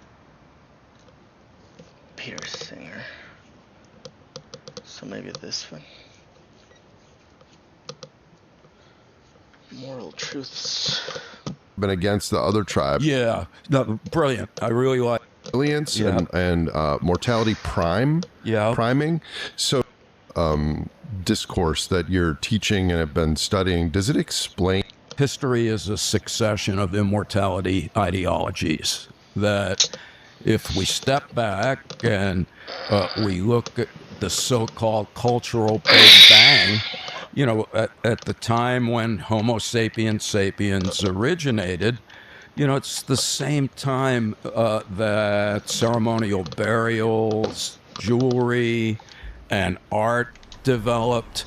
And the claim is that when you have these ancient burials where bodies have beads that would have taken thousands of hours to produce, what the Becker types argue is that you wouldn't spend so much time preparing a body for that kind of burial if you didn't have some sense that there was something happening next. All right, but by the time there's writing, right, the Epic of Gilgamesh, which is the basis for Western civilization, the monotheistic religions, the Gilgamesh dude basically spent his life wandering around trying not to die. And so then the next point is that since there's been human records across all societies, you got the Chinese trying not to... Shut up.